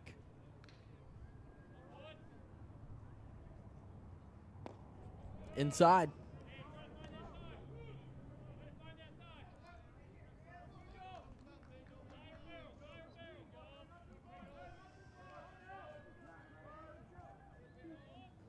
The 2-1. Pingle will wear it on the arm. He's hit by pitch, goes to first. That brings up Aiden McCullough.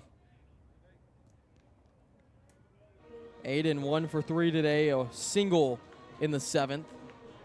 Now batting number 3, Aiden McCullough.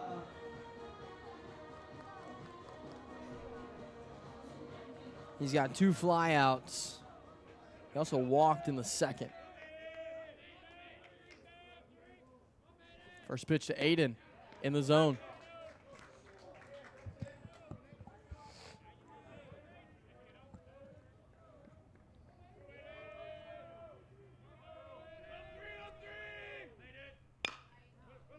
McCullough on the ground towards third base. A chance for 2, no good. They will get the out at second, but hold on to the ball. So McCullough reaches on fielder's choice. 1 out on the board. Man on first. Braden Salinas to the plate.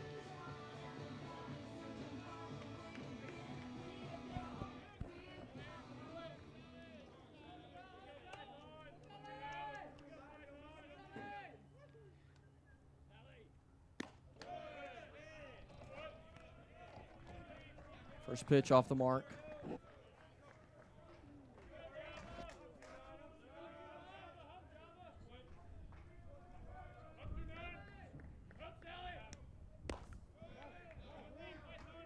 Salinas is 0 for 1 today.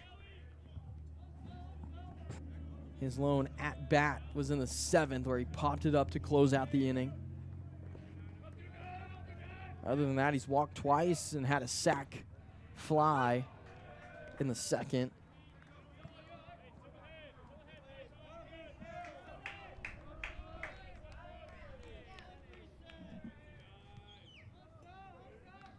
Two one. Andrew Black sends it home. Salinas toward left field, should be handled by Tremblay, and it is. 2 outs on the board. SNU down to their final out as they still trail by 6. It's Ryder Scheibelhut. Now batting number 4, Ryder Scheibelhut. Well, 2-out hitting's been special for SNU this year, but it's a 6 runs in an inning special. Guess we'll find out.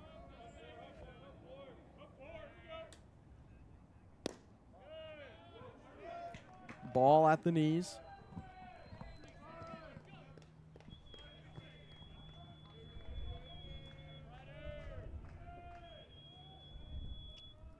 The 1-0. Now 2-0.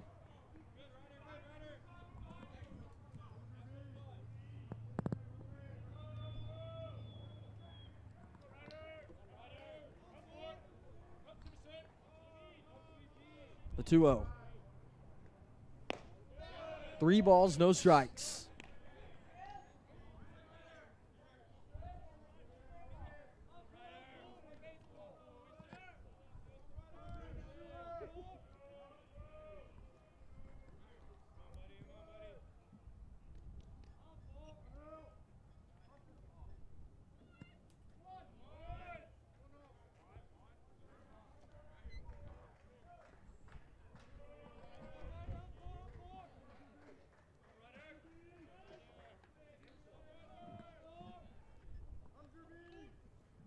Black delivers the 3-0.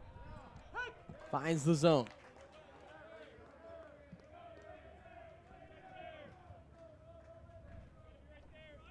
Now the 3-1. Andrew deals. There's strike 2. Count goes full. So Nazarene down to their final strike. Scheibelhut has to stay alive here.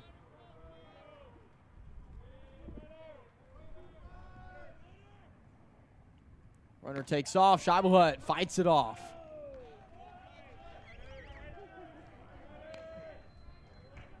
Nicola was already standing on second. We'll trot back to first. Count remains full. We'll do it again. Payoff pitch from Andrew Black.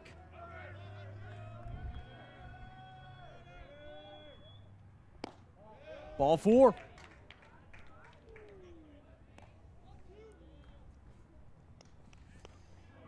Well, this late in the game, you'll take whatever you can get. Get a runner on base.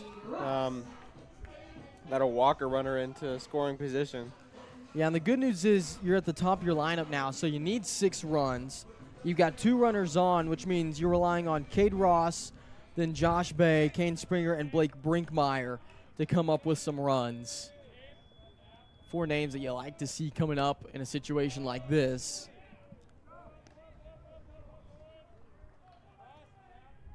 Ross will start with a 1-0 count. Cade is 0 for 1 today. He grounded out in the 3rd, but other than that, he's been hit by a pitch and walked 3 times. There he sees a strike. 1-1 count.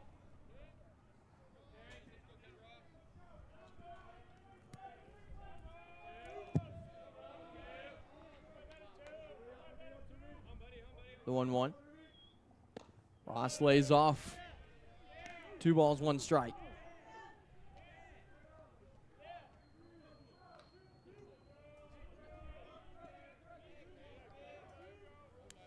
He's sort of got a Juan Soto stance, who's another guy good at drawing walks. So maybe it's the stance. Maybe that's how they, maybe that's the secret. The stance? It's all in the stance. Nothing else could be at play. Just the stance. He's like lower, he's closer to the. 3-1. Andrew Black to Cade Ross. Ross toward right field. Ball is gone. Oh my gosh. Cade Ross launches a nuke over the right field wall. It's a 3-run shot with 2 outs. Cade Ross brings us within 3. Wasn't even close. Shout out to the guy who said bye-bye. Yeah, right immediately. Rise hit the bat. Bye-bye. That's like me playing the show. Well, Josh Bay to the plate with Kane Springer on deck and Blake Brinkmeyer in the hole. The guys in front of you did what they needed to do. Now it's time for Bay to see what he can come up with. First pitch to Josh is in the zone.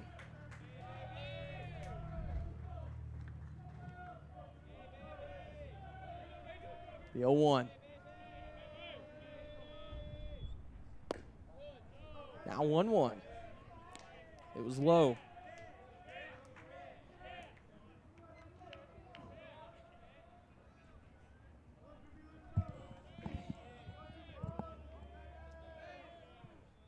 The 1-1 on the way, off the mark. 2 balls, 1 strike, couple of outs to Josh Bay with no one on following the 3-run shot from Cade Ross.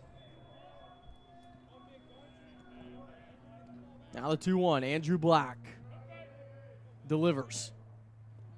He misses bad. 3-1. And that's where it'd be great to have a runner on base. Someone who can Yeah. advance. So what you're saying is you're upset with Cade Ross for hitting a home run. Kind of ruined the show. Man. 3-1. Andrew Black to Josh Bay.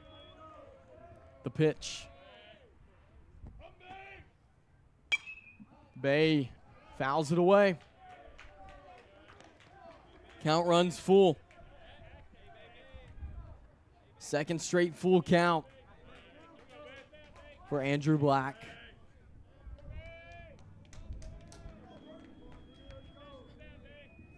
Now the payoff. Missed wide. Ball forward. Josh Bay stands on first. You know, it was a close pitch, but I think one of my favorite looks is from the coaches in the dugouts on the side arguing balls and strikes left and right. They got the best angle in their opinion, you know. New face on the mound coming up for the Tigers. We'll see who they come up with.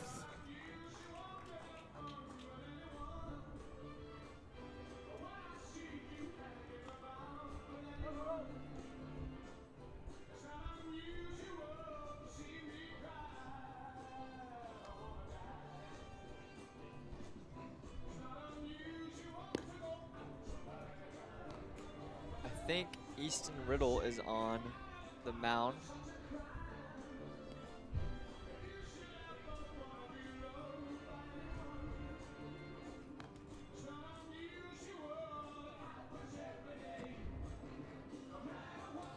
Easton Riddle, a homegrown pitcher from Ada, Oklahoma. Have you guys been to Ada, Oklahoma? Never. I have driven through it. It's an up-and-coming place, actually. It's growing. Probably about 5 or 6 years ago, people would say, oh, there's nothing there. But, you know, lately, it's picked up a little bit. But, yeah, Easton Riddle, the redshirt sophomore out of Ada, coming to the bump. Look at his numbers this year. He's pitched for 9 1/3 innings this season. 5 strikeouts to his name. Only 4 walks. That's the number to see right there. He's given up 11 hits. But for East Central, they just want to force SNU to earn runs at this point. They don't want any more walks, and that's exactly the message they're sending by bringing in Easton Riddle, who does not miss very often. First pitch from Riddle is off the mark.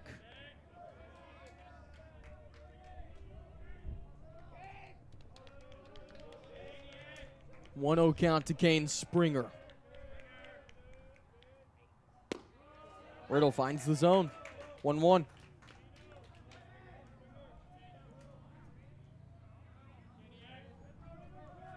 The 1-1 to Springer. It's outside.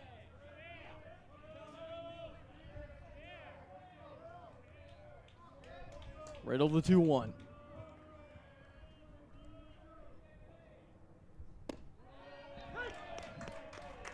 They'll call strike 2. Looked a little low, but 2's hot. Bit of a jerky motion from Easton Riddle. 2-2 to Springer. Breaking ball off the mark. That was close, guys. That was a close one. Almost identical to the last pitch, Yeah. honestly. Here comes the payoff from Riddle. Springer dribbles it foul.